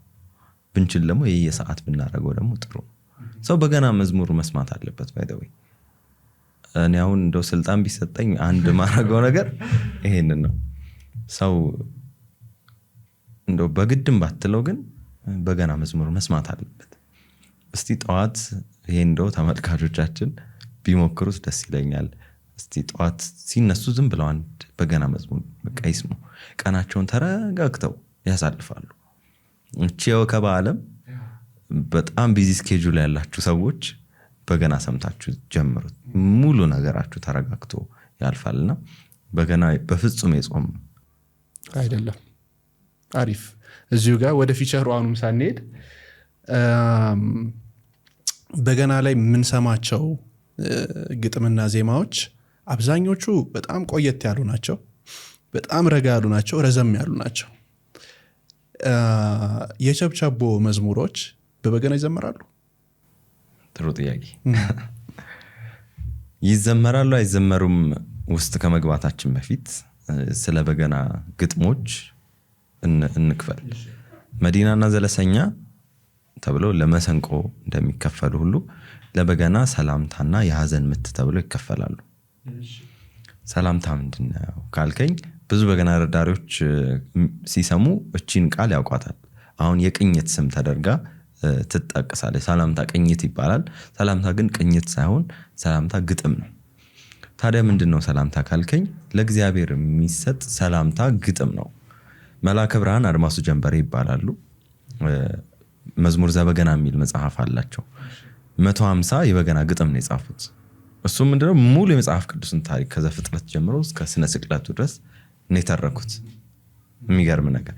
ስለዚህ እሱ አይነት ግጥም ብዙ ጊዜ ይታወቃል። ለምሳሌ አባታችን በሰማያት ላይ ያለ ተለይቶ ወይም ደግሞ ድንግልም በምትወልድበት ወራት የመጽሐፍ ቅዱስን ታሪክ ቀጥታ አምጥተው ያወረዱበት ሰላምታ ይባላል። ለእግዚአብሔር የምታቀርበው ሰላምታ ማለት ነው። ሁለተኛው የሐዘን ምት ይባላል። የሐዘን ምት ደግሞ በተለይ በገና ረዳሪዎች ወደ ነገስታቱም ጊዜ ማንሳት እንችላለን። ቤተክርስቲያን ፖለቲክስ ውስጥም ነበረች፣ ተግሳጽ ላይ ነበረች፣ ማህበራዊ ሂስ ሰጣለች ቤተክርስቲያን። ባይዘዌ ቤተክርስቲያናችን እጅግ በጣም ጥልቅ ነች። ኪነ ህንፃ ላይ አለች ቤተክርስቲያን። አንድ ሰው ኢንጂነር ተብሎ ታይትል ሲሰጠው አሁን በጣም ብዙ ኢንጂነሮች ቤተክርስቲያን ውስጥ ነበሩ የተነሱ። ሊያውም ደግሞ መልሰን ማንሰራውን ዓለም ላይ መገረሚያ የሆኑትን ስትራክቸሮች ያቆሙ የቤተክርስቲያናችን ሊቃውንት ናቸው። ኪነ ህንፃ ላይ ያለች ማለት ነው። ዜማው ላይ ያለች፣ ሳይንሱ ላይ ያለች፣ ህክምናው ላይ ያለች፣ ስነ ቃሉ ላይ ያለች በደንብ። ስለዚህ የሰምና ወርቅ ጎልድና ዋክስ ግጥሞች በጣም ይዘወተሩ ነበር። ሰውም በጣም ኤክሳይትድ የሚሆነው ስለ በገና አንደኛው ቅኔው ነው። እዚህ ላይ አንድ ኢንትረስቲንግ ታሪክ ልንገር። የበገና አንደኛው አካል ክፍል ድህፃ ትባላለች። ድህፃ ማለት እንደ መግረፊያ ነው የምትጠቀመው። ግርፍ ማለት በበገና የአደራደር ዘዴ በጣም ጥንታዊው ነው። ከተለያዩ ነገሮች ይሰራል። ቀደም ባለው ጊዜ ከጥርስ ከተለያዩ ጥርሶች ይሰራሉ። መደበኛ ከሆነ ከዝሆን ጥርስ ይሰራል። ካልሆነ ግን እንደ አደናቸው ብቃት ቤተመንግስት ውስጥ አይደል ያሉት ፈረስ ግልቢያ ልምዳቸው ነው። አደንም ደግሞ ሌላኛው እንግዲህ ልምድ ነው። ምክንያቱም ጀግንነትህን ሌላ በምን ልታሳይ አትችልም፣ በአደን ነው። ስለዚህ ቆዳውን ከለበሱት ጥርሱን የታረጉታል፣ ነቅለው እንደ ድህፃ ይጠቀሙት ነበር። የቀደመ ጊዜ ደግሞ ሌላ አንድ ልምድ አለ። የአንበሳ ገዳይ ሚስቶች ወንዝ ሲወርዱ ወረፋ አይጠብቁ። እገሊት የአንበሳ ገዳይ ሚስት ነች ከተባለ ወረፋ አትጠብቅም። አሁን ለምሳሌ በዚህ ጊዜ ነዳጅ ሲቀዳ ወረፋ ማይጠብቅ አካል አለ ሁሉ ማለት ነው። እና አንበሳ ገዳይ ነው ያውኑ። እሺ ወንዝ ሲወርዱ እንግዲህ ወረፋ አይጠብቁም። አሁን አንበሳ ራሱ ለማየት አሁንማ ወይ ዙ ወይ የሆነ ፓርክ ኤግዛክትሊ። እና አንድ ሴት አለች እንግዲህ ጎረቤቶቿ፣ ጎረቤት ሲባል የድሮ ጎረቤት ታውቃለህ፣ ሰፊ መሬት ነው። በቅርብ ዲስታንስ ውስጥ 2-3 ቤት ወይ 2-3-4 አባወራ ነው የሚኖረው። ምክንያቱም ጃይንት የሆነ እርሻዎች ምናምን ስለሚኖራቸው። እናች ሴት ጎረቤቶቿ እንዳጋጣሚ ሆነው የአንበሳ ገዳይ ሚስቶች ናቸው። ስለዚህ ያው ወንዝ ሲወረድ በጠዋት ነው የምትነሳው። እነሱ ውሃቸውን ቀርተው ይመለሳሉ። ረጅም ወረፋ እንግዲህ ከባልቴቶቹ ጋር ከሴቶቹ ጋር እኩል ተሰልፋ ውሃዋን አሸክማ ትመለሳለች። እንግዲህ ይሄ ነገር ይረብሻታል ሁል ጊዜ። ለምሳሌ አሁን እንዴት ነው ሚስቶች በጣም በፋንሲ መኪና ተከበው እነሱ በእግራቸው የሚሄዱ ከሆነ ባላቸውን በደንብ ስራ እንጂ ማለታቸው አይቀርም። ባሏን ትገፋዋለች፣ እንዲያድን ታበረታተዋለች። ይሄ ነገር ግን ምንም በለስ ሊቀነው አልቻለም። አደኑ ላይ ያከራክራቸውም ይሆናል እንግዲህ በዛ ሰዓት ዝም ብዬ ኢማጂን ሳደርገው ነው። ይሄንን ግንባሩን ስማ ትሸኘዋለች ይቅና ብላ። አደን ሲወጣ ሳምንታትም ወራትም ሊፈጅ ይችላል።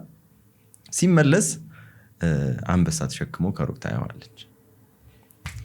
ዓለም 9 ብላ እንግዲህ ጎረቤቶቿን ሄዳ ማለት ያለባትንም የሌለባትንም ነገር ብላ ጎረቤቶቿን አስቀይማ ትመለሳለች ማለት ነው። እኔም ከሰው እኩል ሆንኩኝ አይነት ነገር ነው። ጠጋ እያለች ግን ስትመጣ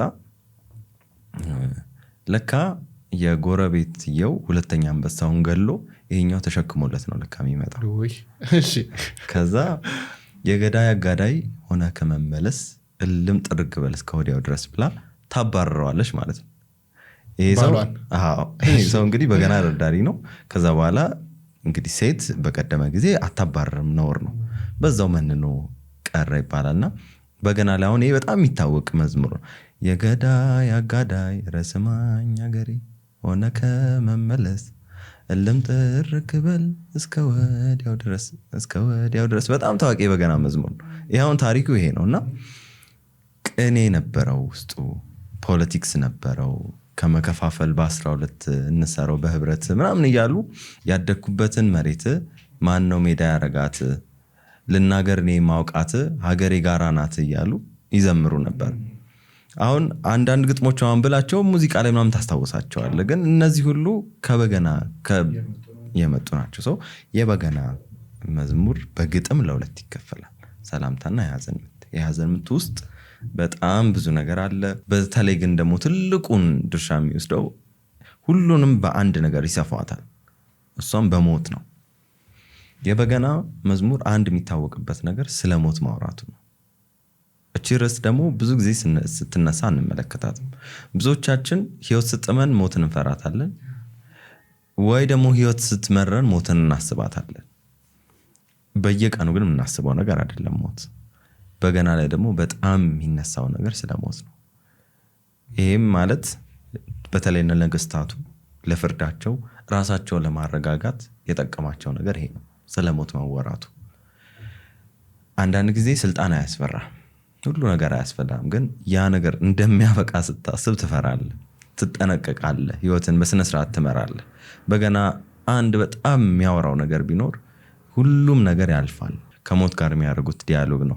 በጣም የምወዳቸው በገና ዳሪ ደምሴ ደስታ የዘመሩት ነው። ሞት እንዴት ሰነበትክ፣ እንዴት ሰንብተሃል፣ እግዚአብሔር ይመስገን፣ ወዴት ታውቀኛለህ፣ ለምን አላውቅህም፣ የእናቴን አባቴን ስትዘጋ ደጅ፣ አንተ ሁልጊዜ እንግዳ ሰው አጥፊ ነህ እንጂ እያሉ ስለ ሞት ያወራሉ። በጣም ይሄ ብቻ አይደለም፣ እልፍ ግጥም ልልልህ እችላለሁ። ያ ደግሞ የሰውን ልብ ትሰብራለች። ሁሉ ነገር አሁን እዚህ ጋር የምታየው ነገር እንደሚያልቅ እንደሚበቃ ስታስብ ሰው የኔክስት የሚጀምር ነገር ደግሞ አለ። ሁላችንም እንደሞትን አንቀርም፣ እንነሳለን። ስለዚህ ወደፊትህን ነገር ነው የምታስተካክለው። ዛሬ ቦዘኔ በሆን ምናልባት ቤተሰቦቼ እስከተወሰነ ሊታገሱኝ ይችላሉ። ራሴን የፈለግኩበት ዝቅጠት ውስጥ መክተት እችላለሁ። ነገ ግን መቼም የተስተካከለ አይሆንም። ለመንፈሳዊ ነገርስ ዛሬ ዓለምን በእጄ ሊይዝ እችላለሁ። ወደ እግዚአብሔር ካልተመለስክ፣ ንስሐ ከሌለው ህይወት ውስጥ እግዚአብሔርን መፈለግ፣ ልብ ውስጥ ትህትና፣ ልብ ውስጥ ዝቅ ማለት ከሌለ ምን ዋጋ አለው? ያን ሁሉ እንድታስብ የሚያደርግህ የሐዘን ምት የሚባለው የበገና የግጥም ዘዬ ነው። ስለዚህ መጽሐፍ ቅዱስንም ይተርኩልሃል፣ በቅኔ ደግሞ ይስበው። ምክንያቱም ጀስት ለጨዋ ሰው ብቻ የሚቀርብ መሳሪያ አይደለም። ሊቃውንቱም በጣም አክብረውት የሚሰሙት ነው። በእነሱ ደረጃም ደግሞ ግጥም ያስፈልጋቸዋል። ስለዚህ በጣም በቅኔያቸውም ደግሞ ይታወቃሉና የበገና መዝሙር በግጥም ለሁለት ይከፈላል። ከእንቅልፍ ጋር እንዴት ሊገናኝ ይችላል የሚለውን ነገር ብናነሳ ደስ ይለኛል። ማለትም አሁን በሳይንሱ ስልጠናዎችን የምሰጣለሁኝ እና አንደኛው እንቅልፍ ላይ ስቴጆች አሉ።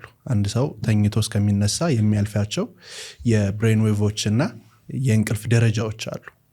ብዙ ጊዜ ለሰዎችም ስናገር የትኛውም ሰው ከመተኛቱ በፊት የሚያየው ነገር፣ የሚያነበው ነገር፣ የሚሰማው ነገር ሌሊት አእምሯችን ላይ የተገነባ የራሱ የሆነ ቅርጽ እየያዘ ጠዋት ስንነሳ የሆነ አይነት ሰው እየሆንን እንነሳለን።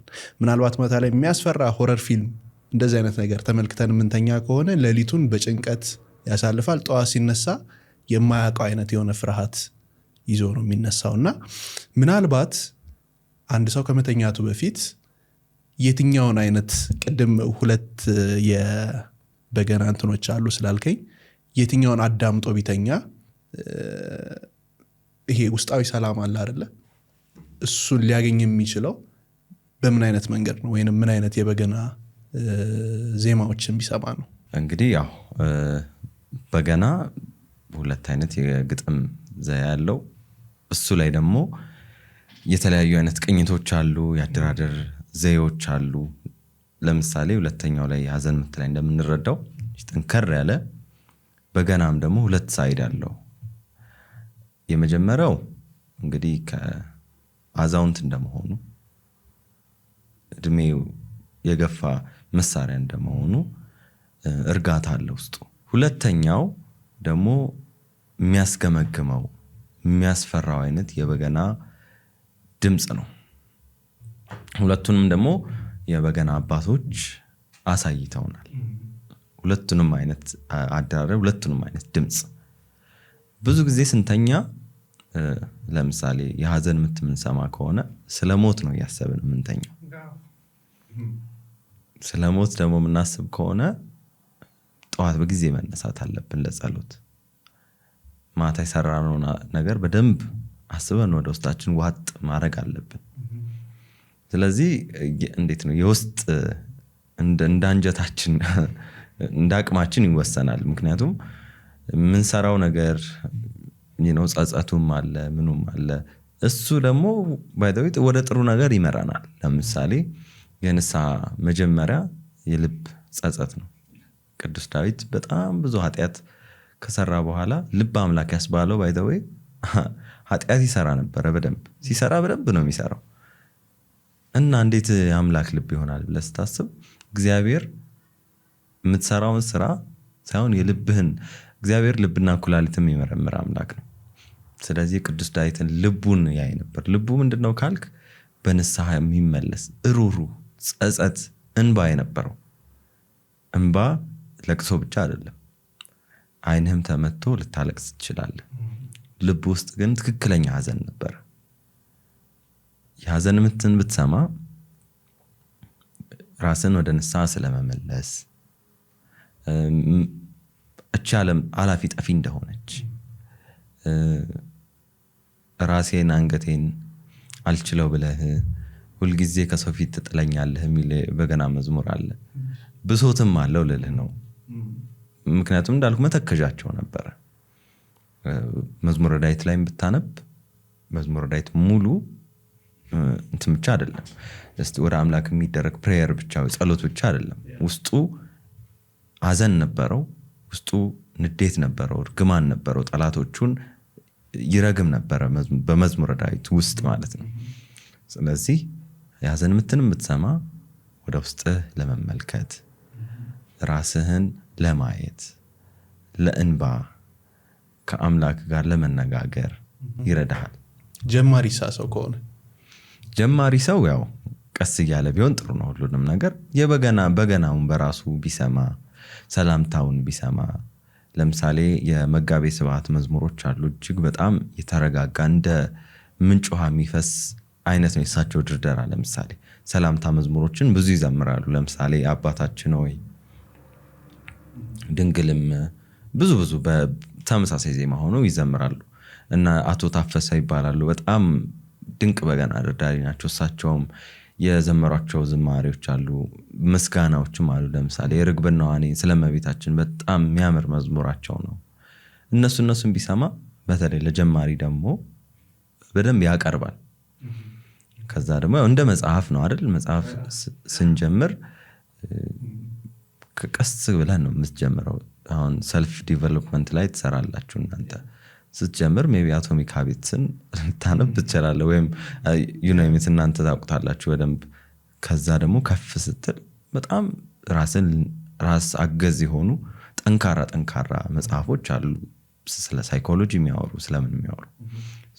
ሰው በገና ሲጀምር የመጋቤ ስብሐትን አባታችን ሆይ ይስማ፣ ወይ አቶ ታፈሰ ርግብና ዋኔን የእሳቸውም አባታችን ነው ያላቸው በሌላ ቨርዥን፣ እሱን ይስማ። ቀስ እያለ ደግሞ ወደ እነ ደምሴ ደስታ ደግሞ መዝሙሮች እሳቸውን ላይ ግን መጋቤ ስብሐትም አቶ ታፈሰም የሐዘን ምት አለው።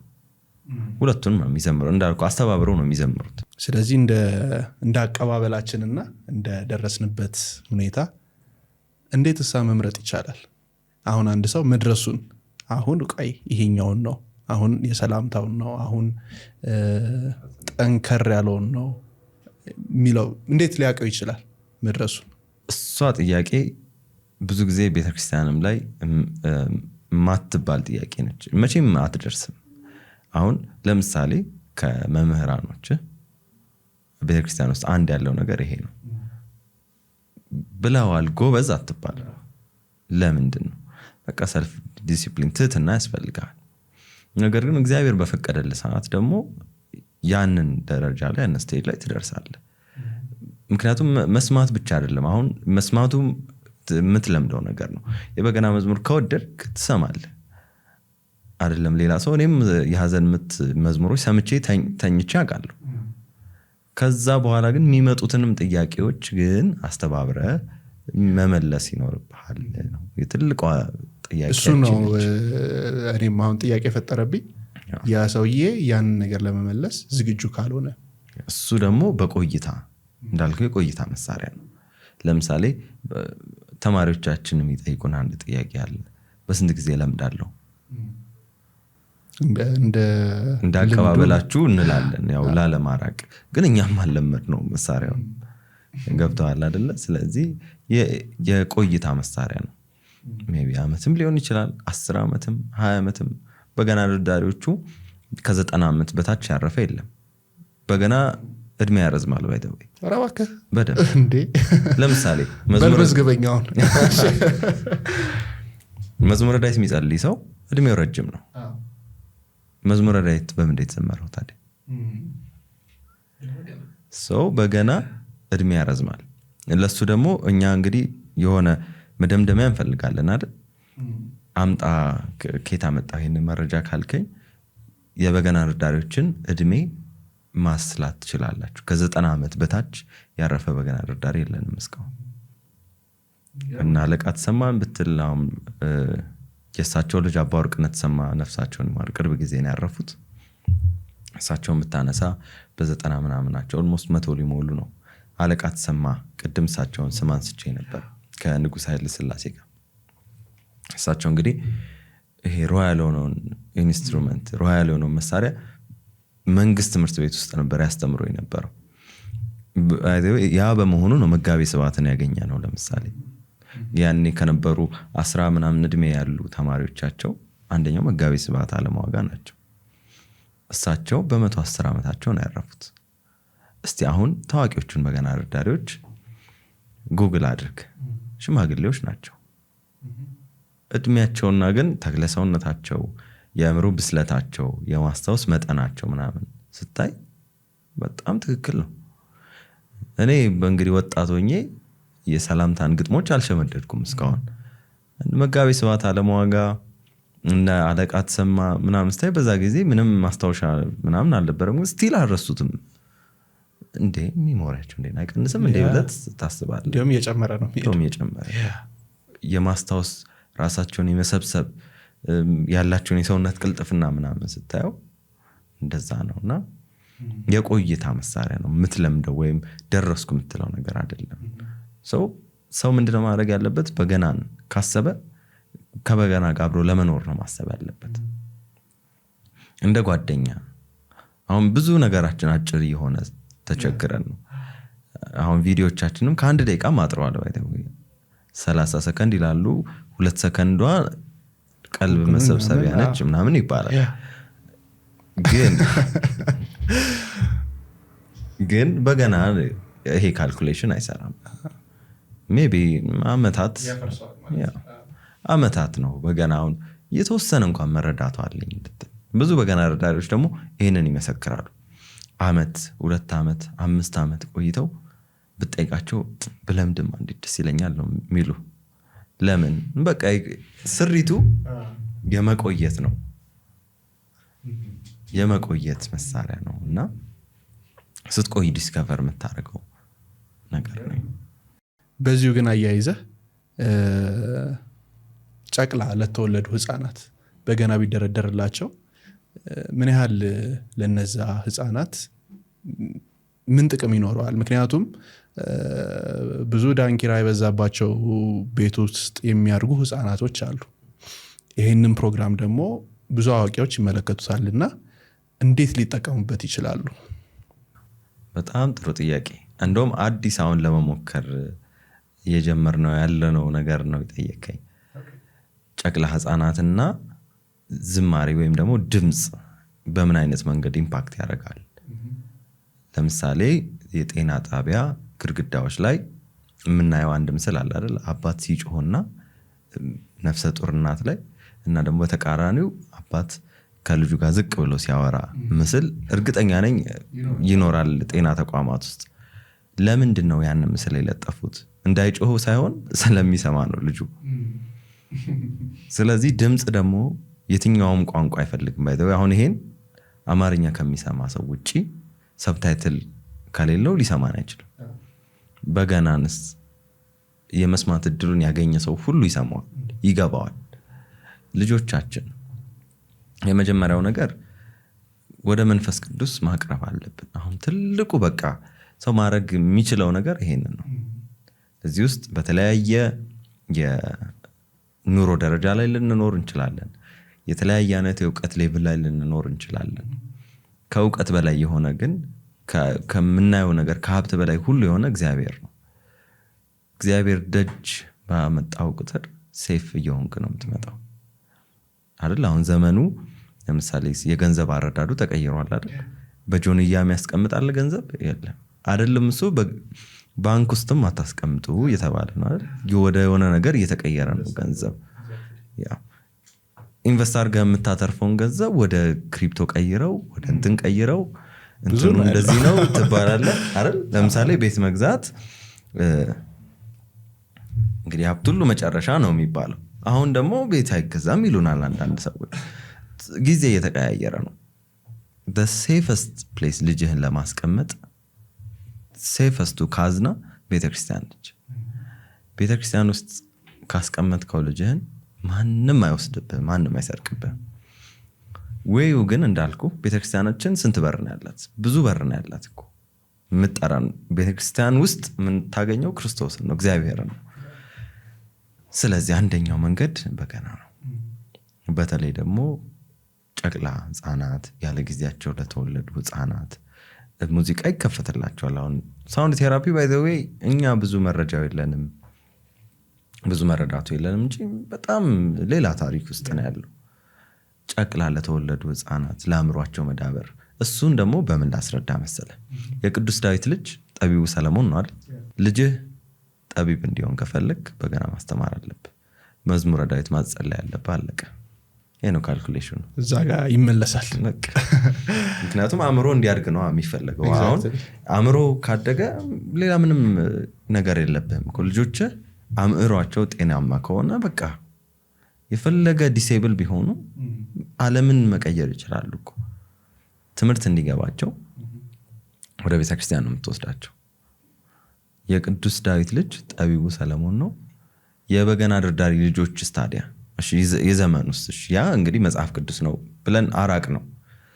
የነ ደምሴ የደስታ ልጆች ሁሉም የዩኒቨርሲቲ ውስጥ ፕሮፌሰሮች ናቸው፣ ትልልቅ ቦታ ላይ ያሉ ሰዎች ናቸው። ይህንን የእያንዳንዱ ታላላቅ በገና ደርዳሪዎችን ልጆቻቸውን ትሬስ ማድረግ ትችላለህ።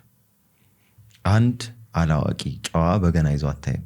ምናልባት እኔ የመጀመሪያ ሰው ልሆን ትችላለህ፣ ጨዋ ሆኖ በገና ነው የያዘ ማለት ነው እንጂ የሊቅ መገለጫ ለምን ሆነ? በቃ የቅዱስ ዳዊት ጠቢቡ ሰለሞን ነው። የአንድ በገና ደርዳሪ ልጅ ጠቢብ ነው የሚሆነው። በቃ እውቀትን የሚገልጥ እግዚአብሔር ስለሆነ። ሌላ ደግሞ ወርቅ ነው። ለየዘመኑ ያደረገው አስተዋጽኦ ከወርቅም በላይ ዋጋ ያለው ነገር ነው። እግዚአብሔር ፈቅዶ የበገና ትንሣኤ ላይ ነን ብለን እንገምታለን። እሱ ለምን አልኩ? በፊት ቢሆን እኔ በገና ልማርም ነበር። ምክንያቱም የአንድ ጭሰኛ ቤተሰብ ወይም ደግሞ አንድ የመደበኛ ሰው ውስጥ ነው የምወለደው። በገና ደርዳሪዎችን ካየው ትልቅ ነገር ነው። አሁን እጅግ በጣም ባለሀብት መሆን አይጠበቅብህም፣ ምንም ነገር አይጠበቅብህም። አንዳንዴ መፈለግ ብቻ ነው የሚጠበቅብህ። ለምሳሌ እኛ ትምህርት ቤት አሁን ስለፈለጉ ብቻ የሚማሩ ሰዎች አሉ። ምንም አይነት ክፍያ፣ ምንም አይነት ነገር ሳይጠይቁ ፈልገው የሄዱበት ርቀት ይወስነዋል።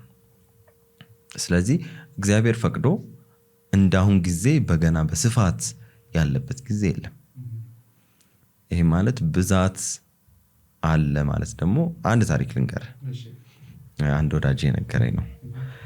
የጋራጅ ቤት ባለሙያ ነውና በአደጋ ምክንያት 2 ጣቱን አጥቷል። ጓደኛ ደግሞ ናጋ ያደርጋል። ያቺን ነገር ተጠቅሞና ሁሌ ያሾፉበታል። በቃ 3 ጣት ያሳዩታል እንደዚህና አንድ ግን በጣም ምርር ሲለው ከብዛት ጥራት አላቸው። እሱ ቺፍ መካኒክ ነው፣ እነሱ እሱ የሚሰራውን ስራ አይሰሩትና ብዛት አለን። የቀደሙ አባቶቻችንን አይነት ጥራት እንዲኖረን ደግሞ እግዚአብሔር ይርዳን። ምክንያቱም ሽማግሌዎቹ ስል ባይዘው ከአክብሮት ነው። እኔ ለእርጅና በጣም ትልቅ ቦታ ስላለኝ ነው። የጠበቁበት መንገድ በጣም ያስደንቃል። እንዴት ካልከኝ ነገስታቱ ቤትም ሆኖ ለስልጣንም እኮ ንጉስ ይወደሳል አይደል? እነሱ ግን ንጉስም በቀኔ ገስጸው ሲገረፉ ነው ያየነውና የሰማነው። የተገረፉ የታሰሩ በገና ደርዳሪዎች አሉ፣ ነገስታቱን በቅኔ ተናግረው ማለት ነው። እና ይሄ ምንድነው ካል ለበገናቸው የሚሰጡት ቦታ። ከረንትሊም በህይወት ያሉ ትልልቅ በገና ደርዳሪዎች አሉ። ለምሳሌ መጋቤ ስብሐት አለማዋጋን ማንሳት እንችላለን። እነ ደምሴ ደስታን፣ እነ ዘርፉ ደምሴን ማንሳት እንችላለን። ዓለም ላይ ዞረው በገናን አስተዋውቀዋል። ስቲል ግን ምንም የተበረዘ ነገር የለውም። በታሪክ ደግሞ የተሞከረበት ጊዜ ነበር በገናን ከሌላ ነገሮች ጋር ፊውዝ የማድረግ። እሱም ደግሞ ሀሳቡ መጀመሪያ ሰው ከሀሳቡ ነው የሚነሳው። ሀሳብ ትክክል ካልሆነ የትም አትደርስም። ባይተወይ እሱ ምንድነው ሀሳቡ? እኔ አሁን የሚሰማኝ በገናን እናሳድገው ከሚል ነገር ውጅዝ በጣም ትልቁ ስህተት። እዚህ ውስጥ ምናልባት ይሰማሉ ሙዚቀኞች ይኖራሉ፣ ይሄን ነገር ሞክረው የሆነ ነገር ውስጥ ማድረግ የሚፈልጉ ሊኖሩ ይችላሉ። በገናን ማሳደግ ማለት ጥንታዊውን ታሪኩን ፈልፍሎ ማውጣት ነው። የጥንታዊውን የሚሰራበትን መንገድ ማወቅና ለትውልድ ማሳወቅ ነው። በገናን ማወቅ ማለት ትክክለኛ የአባቶቻችን አይነት ድምፅ፣ የአባቶቻችንን አይነት ጸጋ ማምጣት ነው። በገናን ማሳወቅ ማለት ወደ ቀደመ የንግስና ቦታው መመለስ ነው። በገናን ማሳደግ ማለት ለራስ መጠቀም ነው። በገናን ማሳደግ ማለት እንደ በገና መሆን ነው፣ ሌላ ነገር የለውም። ባይዘዌ ዋነኛው በገኖች እኛ ነን። የሁሉ መረሳት የሌለበት ፖይንት በገና ምስጋና ከሆነ እኛ የምስጋና እቃዎች ነን። ህይወታችን ካለቀ በኋላ የምንሄደው ወደ ሰማይ ነው። ያኔ ደግሞ ስራችን ምስጋና ነው። ሰው እኛ በገና ነን ማለት ነው። በገናን መጠበቅ ማለት የበገና ፊውቸር ማለት የኛ ፊውቸር። ስለዚህ በገናን ከፒያኖ ጋር ማጫወት፣ አረጋዊ አያትህን ከወጣት ልጆች ጋር ኳስ ተጫወት ብለህ መስደድ አይደር አያትህን አትፈልጋቸው ማለት ነው፣ ወይ ደግሞ ልጆችን በጸጸት እንዲቆዩ ልታረግ ነው ማለት ነው። እርጅናቸው እንዲጠበቁ ያስገድዳቸዋል። ይሄ ጥንታዊ መሳሪያ ነው፣ እንድትጠብቀው ያስገድዳል። መንፈሳዊውን ነገሩን ተው፣ ሁሉ ነገሩን ተውና ጀስት ትውፊቱ ብቻ መጠበቅ እንዳለብህ፣ ፕሪዘርቭ ማድረግ እንዳለብህ ያስገድዳል። ለምሳሌ ጀበኖቻችንን አሁን ስታይ ቅር አይልም? አሁን የሴራሚኮቹን ጀበና ስታይ አሁን ምንም ችግር የለውም እኮ፣ እንደውም በረቅረቅ ይላሉ፣ ላይት ዌይት ናቸው። ምንድን ነው ታዲያ አፈሩን እንድንወድ ያደረገን? እንደዛ ሆኖ ቢቀጥል ስለምንወድ ነው። ይሄ ደግሞ it's not just የሆነ ከእንጨት ተዋቅሮ የተሰራ ብቻ ነገር አይደለም። ውስጡ እንግዲህ አድዋ ድረስ ከሄደ የደም ዋጋ ተከፍሎበታል ማለት ነው። ከእስራኤል ድረስ እንግዲህ ከታቦተ ጽዮን ጋር አብሮ የገባ ነገር ነው ከተባልክ ትልቅ ቦታ ቢኖረው ነው ማለት ነው። ነገስታቱ ለምን አላዘፈኑበትም? እንደ ማሲንቆና ምን ብድግ ብለው ያላዘፈኑት ምክንያት ቢኖራቸው ነው። ስለዚህ በገና ትልቅ ፕሪዘርቭ መደረግ ያለበት ካወከው ውስጥ ያለውን ምስጢር እንጂ እንዳልኩ አያትህን ኳስ ሜዳ ከልጆች ጋር አታጫውተው። ሁላችንም ያው የአባቶቻችን እውቀት ትልቅ ነው። እንግዲህ ትልልቅ የበገና አባቶች አሉ። ባይዘዌ አሁን በገና ሪፕሬዘንት አድርጌ አይደለም እየተናገርኩኝ ያለሁት፣ አንድ በገና ላይ ጉጉት እንዳለው ሰው ነው። ምክንያቱም በገና ሶፊስቲኬትድ እና በጣም ጥንታዊ ነገር ነው። አንድ ወጣት ዲፋይን አድርጎ ሊናገረው የሚችል ነገር አይደለም። እዚህም ስመጣ እንግዲህ ተማሪዎቼንም ሳስተምር ትልቁ ዓላማ ብለን የተነሳ ነው የእኛን ጉጉት ለማወቅ ያለንን ጉጉት ለሰዎች ማጋባት ነው። እና እንደኔ እንድትጓጓ ስለሆንክ በእውነት ደስ ብሎኛል። ሁላችንም ደግሞ ጓጉተን ልንፈልገው ይገባል። እንግዲህ ቀጣይ ዓመት 100,000 በገና ደርዳሪ አዳዲስ እንጠብቃለን። ለዛ ደግሞ የሚሰሩ በጣም ትልልቅ የበገና ላይ ያሉ ሰዎች አሉ። ከረንትሊም ያሉ በጣም ወጣቶች ሆነው በጣም ሪሰርች ለማድረግ ታሪኩን ለማወቅ ትልቅ ክሬዲት መስጠት ይገባናል። ኢቨን ብዙ ቦታ ሄደው ለማወቅ ፍቃድ ባለማግኘት ብቻ ማናችሁ ምንድናችሁ በሚል ጥያቄ ብቻ ብዙ ነገር ሳናውቅ ቀርተናል። ወጣቶች አሁን በጣም ኢንስፓየር እየሆኑ ነው በዚህ ነገር ላይ ሪሰርች የሚሰሩ ወጣቶች እኔ ቅርብ ያሉ እንኳን ብዙ ሰው አውቃለሁ። በገና ትምህርት ቤቶች በዚህ ጊዜ በጣም ብዙ ቢዝነስ መክፈት ትችላለህ። ሱቅ ብትከፍት የተሻለ ፕሮፊት ታደርጋለህ። የትኛው ማስተማር የሚባለው ነገር በአጠቃላይ በማትሰማር አይ ዶንት ኖ ሆቴል አትገነባም ወይ ፕራይቬት ጀት አይኖርህም። ስለዚህ በዚህ ጊዜ በገናን ለማስተማር በጣም የሚደክሙ በጣም የሚታወቁ በገና ረዳሪዎች አሉ። ለነሱ ትልቅ ክሬዲት አለኝ። ትልቅ ስራ የሚሰሩ ብዙ ሰዎች አሉ እና እኔ ግን ከአንድ ለማወቅ ከሚፈልግ ሰው ጉጉት ተነስቼ ነው ይሄን ሁሉ ነገር ያወራሁት ማለት ነው።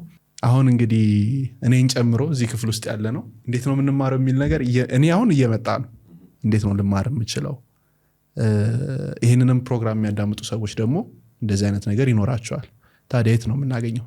በጣም ብዙ ቦታ አለ። በገና መማር ኦፖርቹኒቲ ከበፊት በጣም ቀሏል። ምክንያቱም የኢንፎርሜሽን ዘመን ላይ ነን ያለ ነው።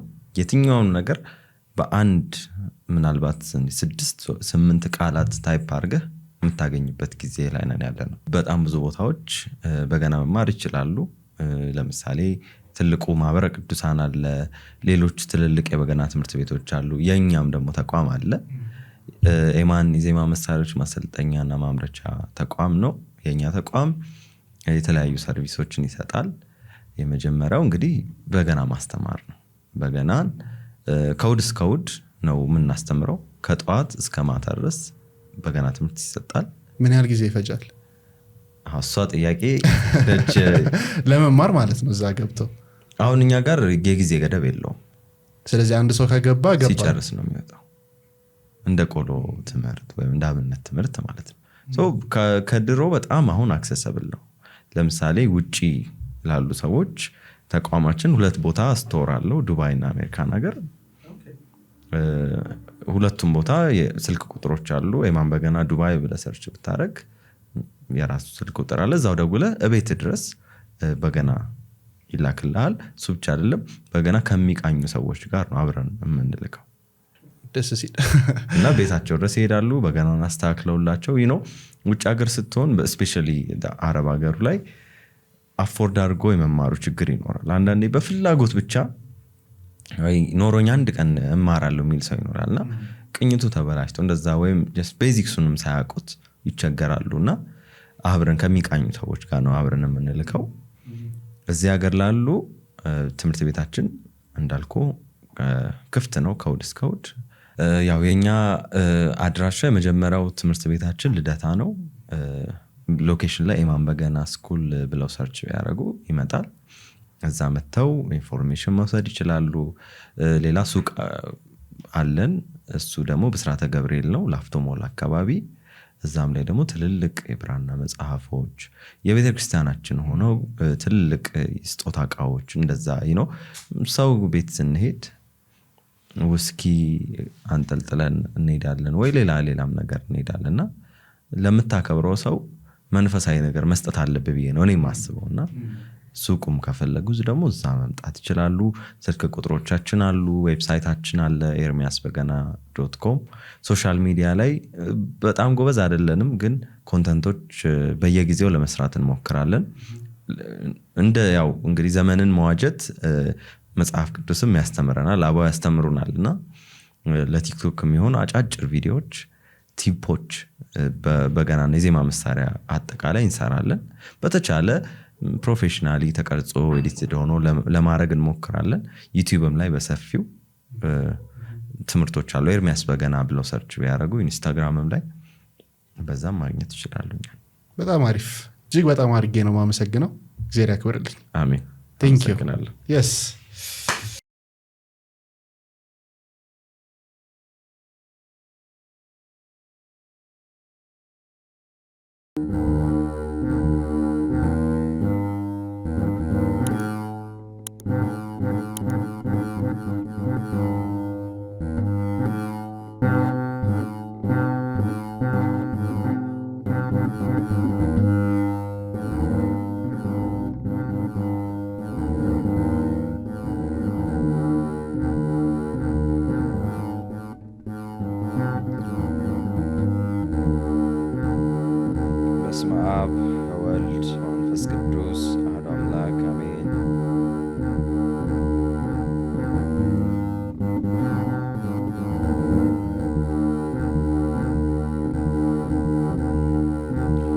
መልካም ቤተልሔም መልካም ቤተልሔም መልካም ደጀ ሰላም እኔ አምላክን ብሆን በጉልበቴ አልኮራም ላላሰነብተው ላፈርሰው አልሰራም አይቀርም ሞቱ ላላሰነብተው በጣም ተደነኩኝ ስትሰራው ባዬ ለካ ይገላችን አፈር ኖሯል ወይ አፈር ኖሯል ወይ ለካ ሲገላችን ሰው ሁሉ በሆዱ ጠጅ ያማረው እግዚአብሔር ጠላና እንጀራ ነሳው እንጀራ ነሳው እግዚአብሔር ጠላና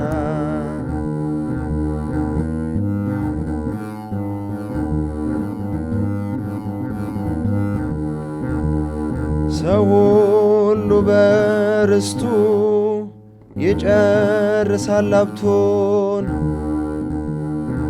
የኋላ የኋላ ላያጣው መሬቱን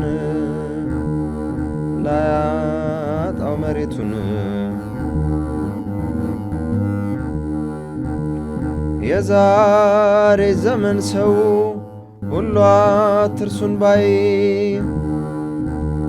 ካዘንኩማ ራሴን አላድንም ወይ ካዘንኩማ ራሴን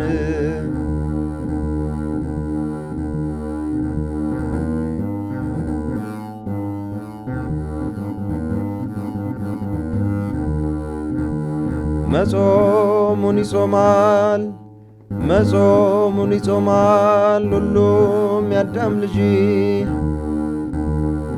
የጊዜውን መድረስ የሚያውቅ የለም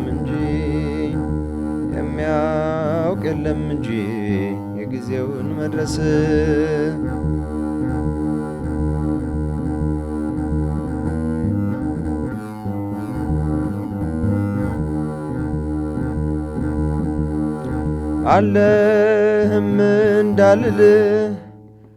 አለህም እንዳልል እንዲህ ይደረጋል የለም እንዳልል ይመሻል ይነጋል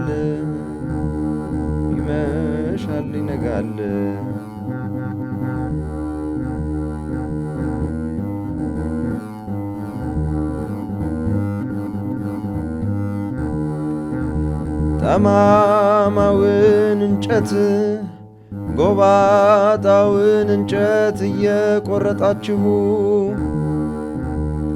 ይህም አገር ሆኖ ቤት ትሰራላችሁ አይቀርም ሞቱ ይህም አገር ሆኖ ቤት ትሰራላችሁ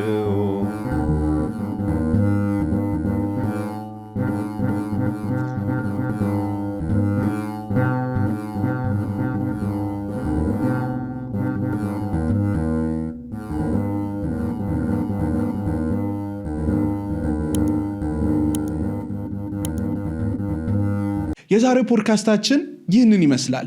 በዚህ ፖድካስት ላይ በርካታ ቁም ነገሮችን እንዳገኛችሁ ሙሉ እምነት አለኝ። በነገራችን ላይ ሰብስክራይብ ሳታደርጉ እየተመለከታችሁ ከሆነ ሰብስክራይብ አድርጉ። እስካሁን ድረስ ደግሞ አብራችሁን ከቆያችሁ ይህንን ፖድካስት ወዳችሁታል ማለት ነው። ስለዚህ ለምትወዷቸው ሰዎች ሁሉ ሼር አድርጉላቸው። እናመሰግናለን።